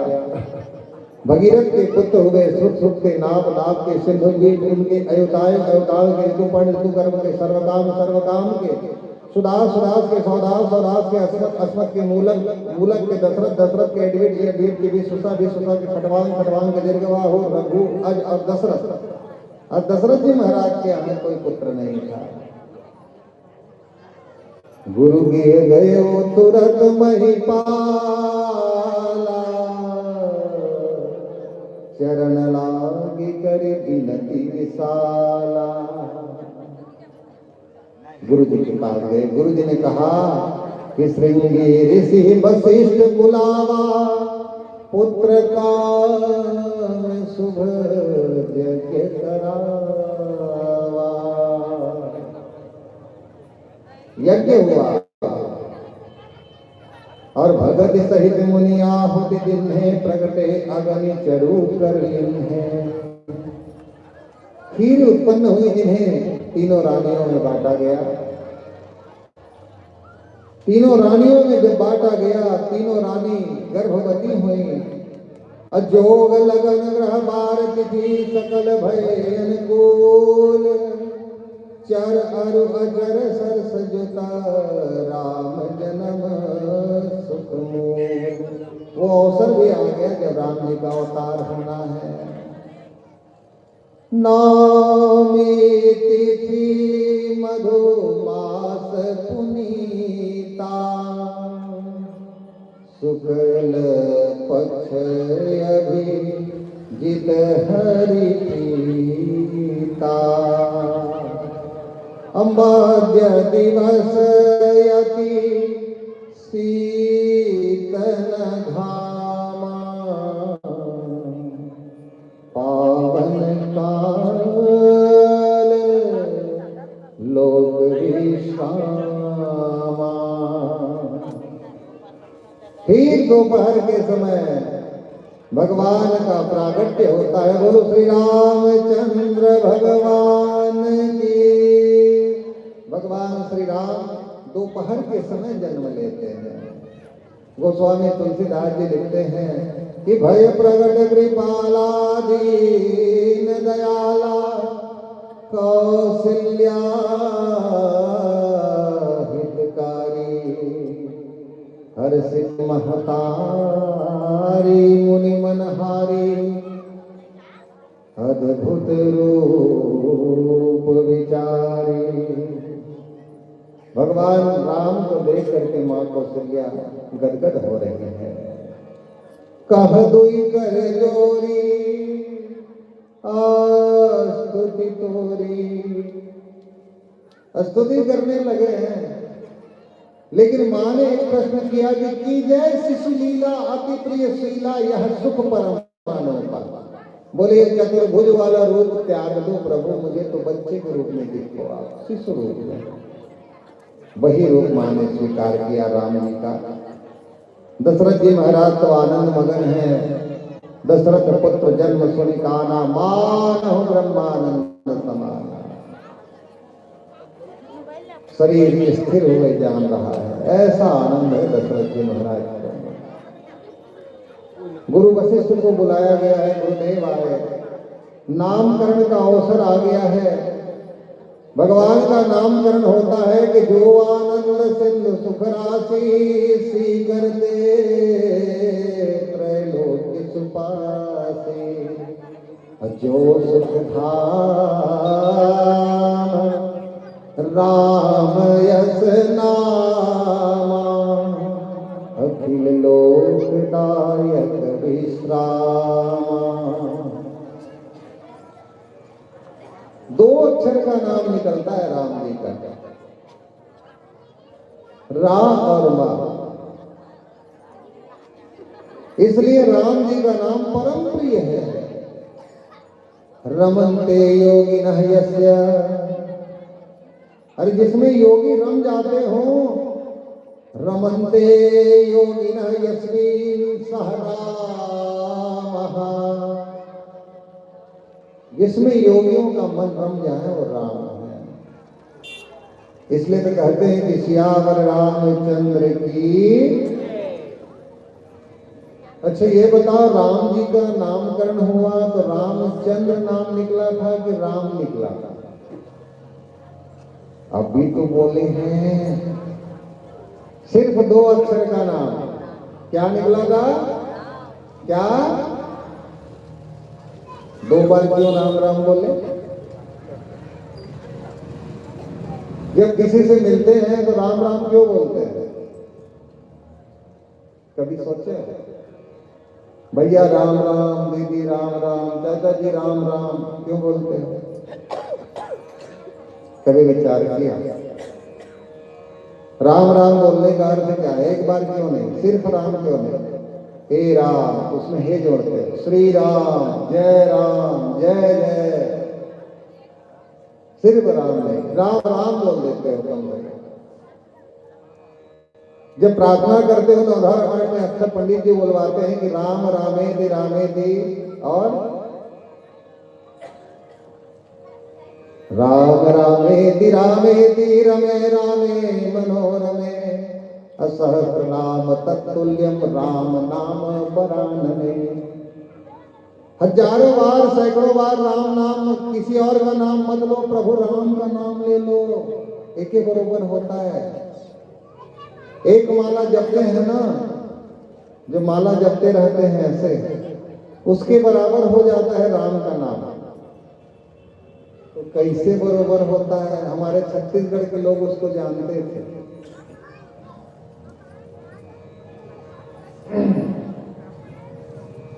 राम शब्द में कितने अक्षर हैं पहले देख लो आप। कितने अक्षर हैं? दो है वैसे, लेकिन एक मात्रा भी है, उसे गिन के देखना। एक माला में कितने दाना रहते हैं? किसी ने जप किया है क्या? कितने रहते हैं? एक माला में दाना कितना रहता है? 108। राम में पहला अक्षर है रस्सी का र। र हिंदी वर्णमाला में कितने नंबर पर आता है? अच्छा, हिंदी में कितने अक्षर हैं ये तो बता दो, बोलो ना। एक दो लोगों को पता है कि 52 अक्षर है, और अंग्रेजी में सब बता देंगे। ओशियानियन गलास के दी 26, अब पढ़ के बता दी ABCD, लेकिन हिंदी कर नहीं सके। कितना बड़ा हमारे लिए दुखदाई है। सोचो, जो हिंदी हमारी राष्ट्रभाषा है उसके 52 अक्षर का हमें याद नहीं है, और परदेसी भाषा अंग्रेजी का याद है। सोचो अपनी स्थिति, कैसे आपको पागल बनाया जा रहा है दुनिया के द्वारा। अपने भाषा का 52 अक्षर याद नहीं है, और विदेशी भाषा का अक्षर, हर अक्षर एक सियानी तक ले याद है। हिंदी कितने नंबर पे आता है करके पूछ लो तो नहीं जानेंगे। रस्सी करा कितना नंबर में आएगा? चलो, 5-5 अक्षर का हमारे यहाँ एक एक ग्रुप बनाया गया है। पहला क ख ग घ अंगा, च छ ज झ, ट ठ ड ढ, त थ द ध, प फ ब भ म, और य और र। प फ ब भ म 25वां नंबर म है, उसमें य और र, माने 27 नंबर पर रस्सी कर रहा आता है। आ का मात्रा कितने नंबर पे? आ 2 नंबर पर। तो 27 लिख लो, फिर 2 लिख लो, और प फ ब भ म यहाँ पर आया था 25वें नंबर पर म आता है। तो माँ का 25 आगे मात्रा का 2 हो गया 27 और रस्सी के र का 27। समझ में आ रहा है? तो 27 दूनी कितना हो जाएगा? कितना होगा? 54। 27 और 27 माने आधा माला हो गया। एक बार राम कहोगे तो 54 और 2 बार राम कहोगे तो 54 दूनी 108। तो राम राम भर कहते हो तो 108 माला जो दाना है जप करने का फल मिल जाता है। बोलो जय श्री राम। इसलिए कहा गया है कि राम रामे रामे जी रमे रामे मनोरमे सहस्र नाम तत्तुल्यम राम नाम वरानने। प्यारे, हमें भगवान श्री कृष्ण की पावन कथाओं में प्रवेश करना है, इसलिए नामकरण में ही समय हमारा भी पूर्णता की ओर है। यदि राम जी की पूरी कथा सुनाने के लिए बैठ जाए तो 1 महीना भी और चल जाएगा भागवत। इसलिए सूत्र रूप में रामचरितमानस को स्मरण करते हुए, प्रणाम करते हुए, एक श्लोक में ही जिसमें संपूर्ण रामायण है कि राम जी महाराज का जन्म हुआ, भगवान कैसे पढ़ने गए, गुरु विश्वामित्र ले गए, भगवान का सीता जी के संग विवाह, अयोध्या आगमन, अयोध्या से फिर वनवास, रावण के द्वारा हरण, रावण का वध और वध करने के बाद फिर वापस अयोध्या में राम जी का राज्याभिषेक। यादव राम तपोवनादिगमनम हत्वा मृगा कांचन वैदेही हरणं जटायु मरणं सुग्रीव संभाषणं बाली निग्रहणं समुद्र तरणं लंकापुरी दाहनं पश्चात रावण कुंभकर्णादि हरणं एतद्धि रामायणं। और तुलसीदास जी ने जो संपूर्ण रामायण कही है उसको भी सुन लीजिए कि नीलांबुज श्यामल कोमलांगं सीता समारोपित पाम भाग पाणो महासायक चारु चापम नमामि रामं रघुवंशनाथ। ये संपूर्ण रामायण का फल देने वाले श्लोक हैं। आगे बढ़ते हैं हम सब। तो 9 स्कंध में मिनी वंशादि का गाधी जी का चरित्र आता है। उसके उपरांत ययाति जी की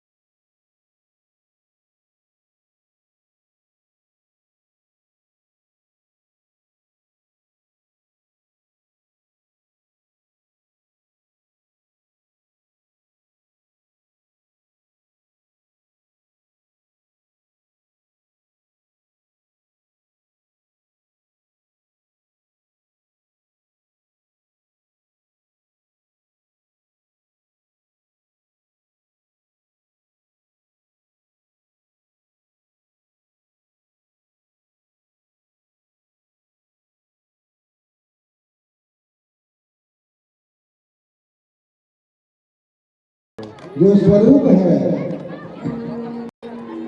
वो लेकर के आ रहे हैं वसुदेव जी। बोलो वृंदावन बिहारी लाल की जय।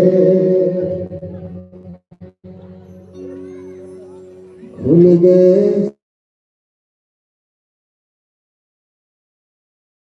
जन्मे परमात हो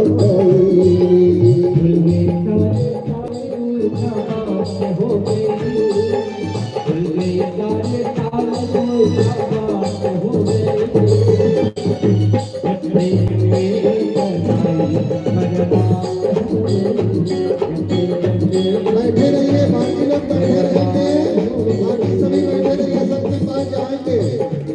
बैठ जाइए बाकी लोग। चलिए सारे ताले में बात हो गई, सारे ताले में बात हो गई। जब चले सदाई बर्बाद हो गई।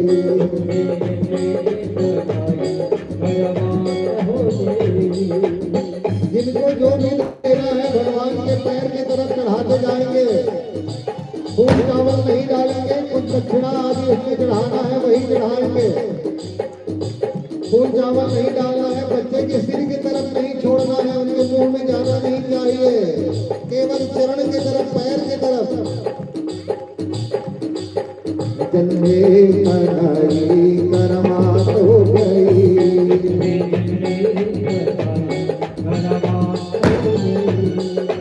खुल गए सारे ताले में क्या बात हो गई, खुल गए सारे ताले में क्या बात हो गई। जब से कढ़ाई करमात हो गई,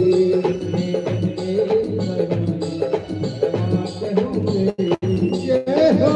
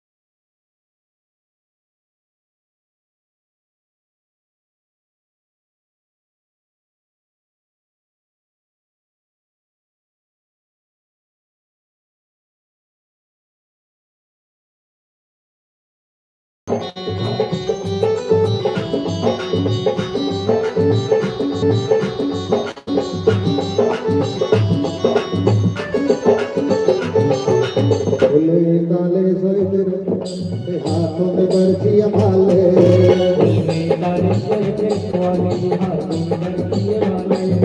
दिल के काले पड़े थे काले और काले वाले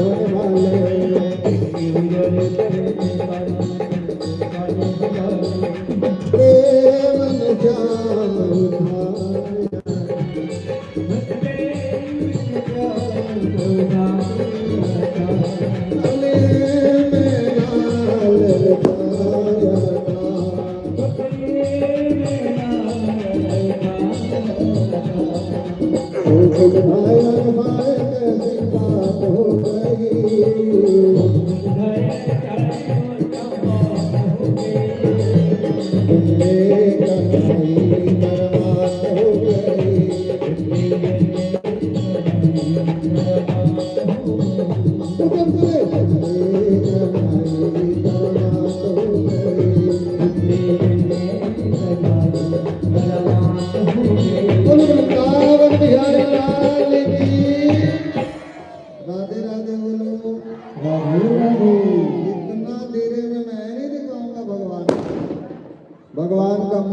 है तो जोर से राधे राधे बोलना पड़ेगा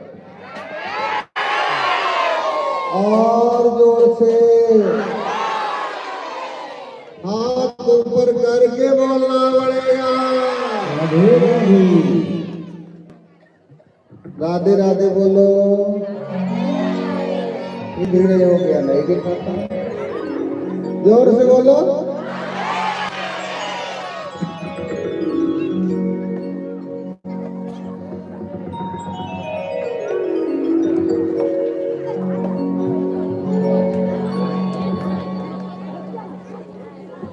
बोलो राधे राधे जय जय श्री राधे आ गया मेरा नंद लाला आ गया गोल गाला आ गया हो तेरे वाला आ गया मेरा नंद लाला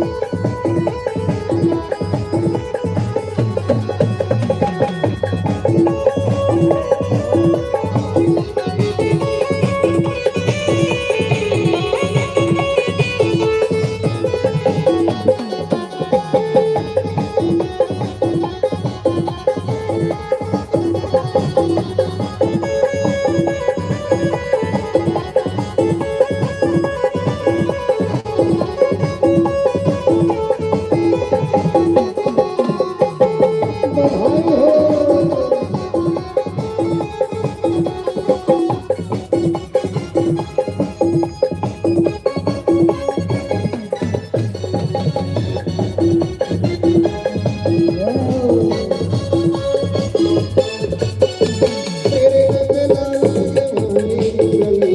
तेरे रंग लाल मोहनी मुरलिया,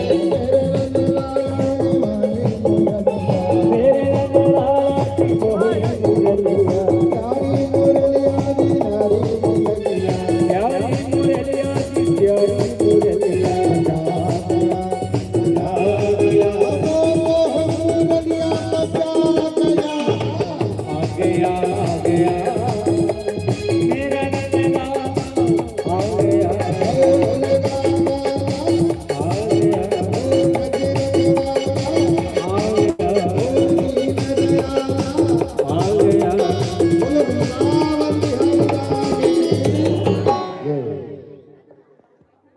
आइए, अब जो आनंद नंद भवन में था वही आनंद हम भी लेकर के देखते हैं।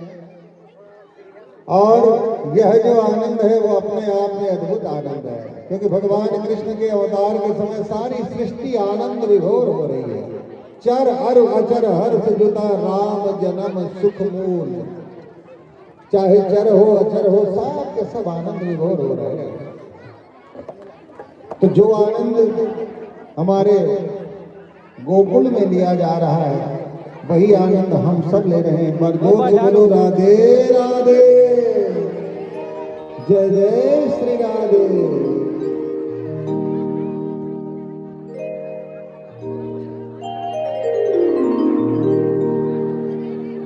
नंद के आनंद भयो जय कन्हैया लाल की।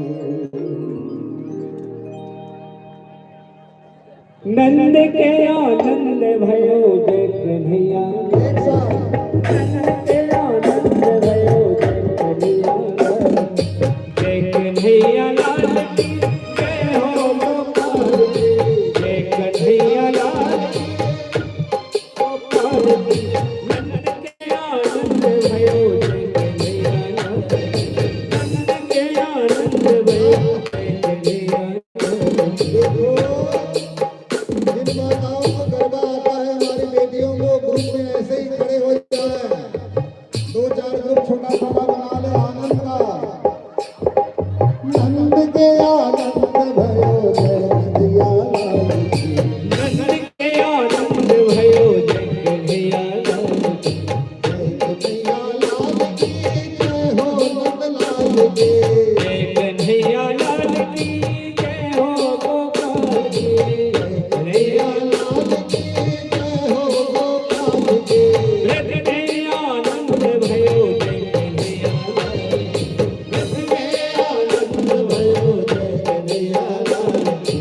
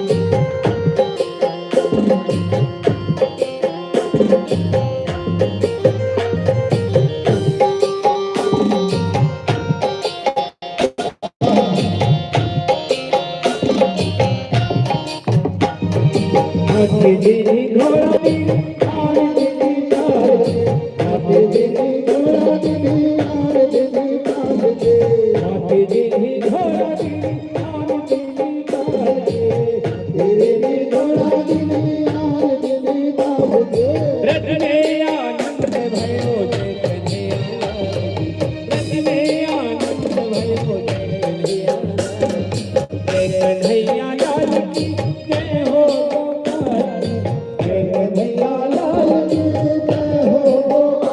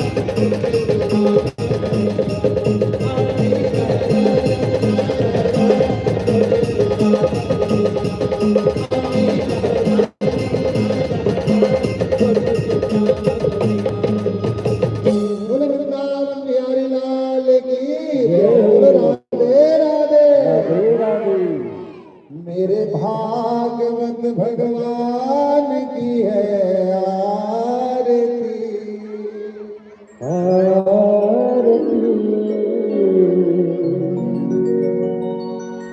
जला ले।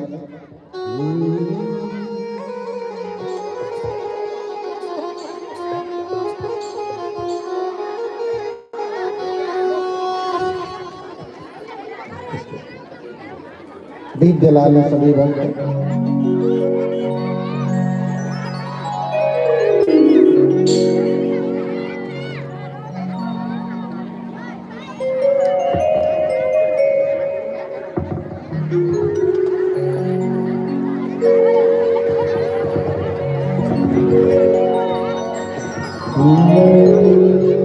मेरे भागवती भगवान की है आरती।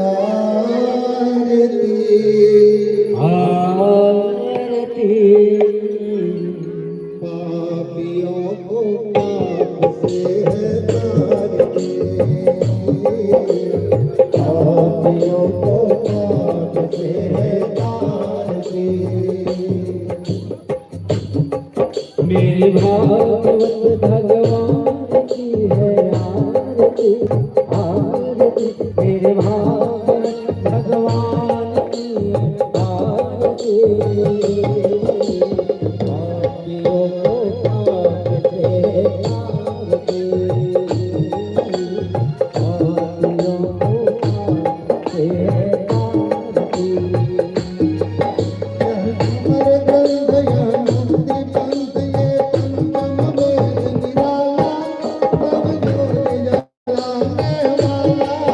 अमर ग्रंथ यह पंथ ये पंचम वेद निराला। नव ज्योति जलाने वाला। हर गाने यही वरदान यही जग में मंगल की पापियों को पाप से आरती। पापियों को मेरे भागवत भगवान की है आरती। मेरे भागवत भगवान की है आरती। पापियों को पाप से आरती। पापियों को पाप से आरती।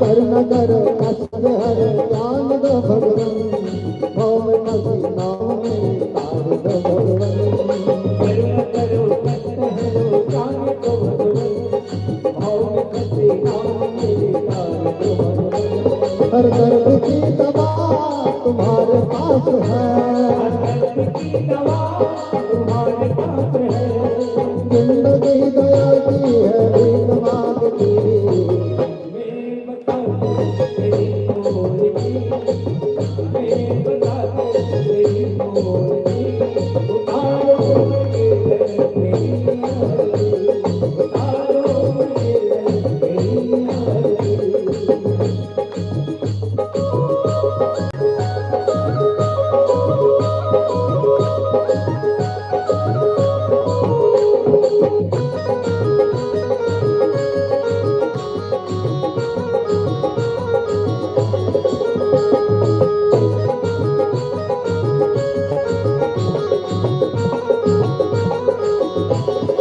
मांग तुझसे क्या मैं यही सोचूं भगवन जिंदगी जब तेरे नाम कर दिए काम तुझसे क्या मैं सोचूं भगवन जिंदगी अब तेरा मेरी अर्पण सब कुछ तेरा तुझ नहीं मेरा तेरा कुछ नहीं मेरा चिंता है तुझको प्रभु संसार की मैं बता तेरी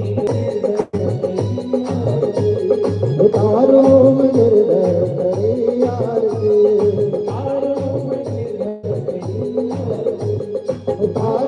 मेरे हृदय तेरी आरती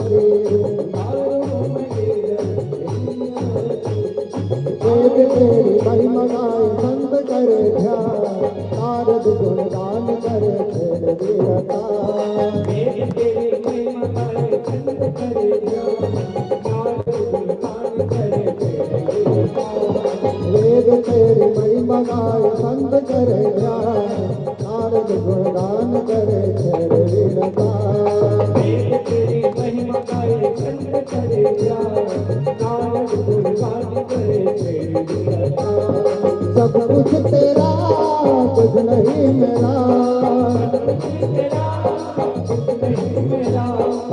कुछ तेरा कुछ नहीं मेरा चिंता है तुझको संसार की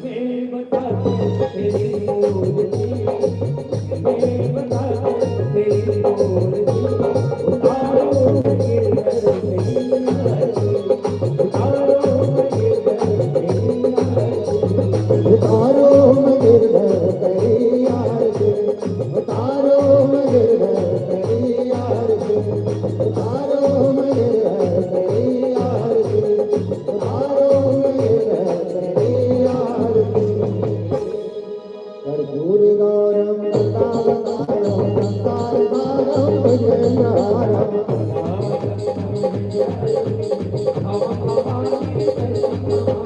भवम भवानी कैतन्यनामी मंदार माला कवितांगनाय दिगंबराय दिगंबराय दिगंबराय दिगंबराय हरे राम राम राम हरे हरे हरे राम राम हरे हरे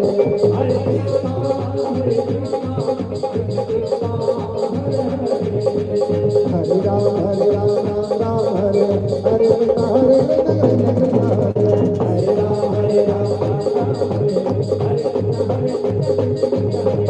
हरे राम हरे राम राम हरे हरे कृष्ण हरे कृष्ण हरे हरे राम हरे कृष्ण कृष्ण हरे हरे राम राम हरे कृष्ण हरे कृष्ण हरे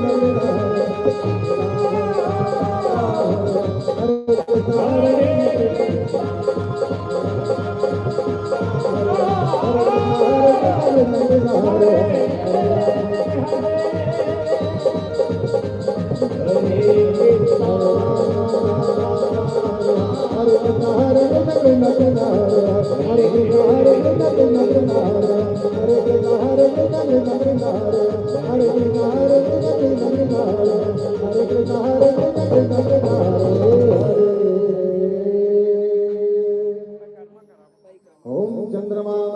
जात चक्षुषुर्यो जात श्रोत्रार्वायुज प्राणस्य मुखादग्निर्जायत ओम ह्याधिकारे जपापानि जन्मान्तर्जन्मकृतानि च तानि सर्वाणि विनश्यन्ति प्रदक्षिणां पदे पदे हरि ओम शङ्खमध्यस्थितं तोयं द्राविणं कैसोपरि अङ्गलग्नं मनुष्याणाम् ब्रह्महत्यां व्यपोयति। प्रार्थना के लिए हाथों में पुष्प रखने पुष्पांजलि।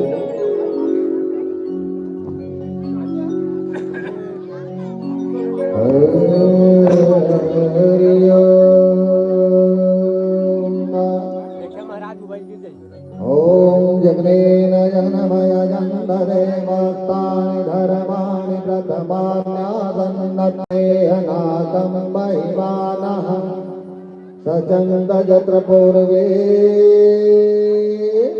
साध्याः सन्ति देवाः त्वमेव माता च पिता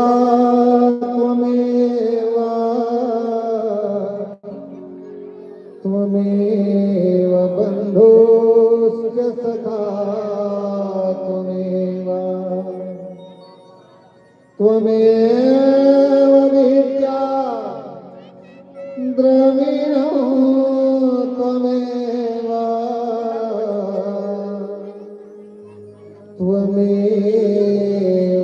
सर्वं मम देव देवा मन्त्रहीनं क्रियाहीनं भक्तिहीनं सुरेश्वरः यत्पूजितं मया देवा परिपूर्णं तदस्तु मे। सब कुछ दीना आपने अर्ज करूं क्या नाथ नमस्कार की भेंट लो जोड़ू मैं दोनों हाथ। बोल वृंदावन बिहारी लाल की। फिरते हो तुम कन्हैया मेरा नाम हो रहा बस आपकी कृपा से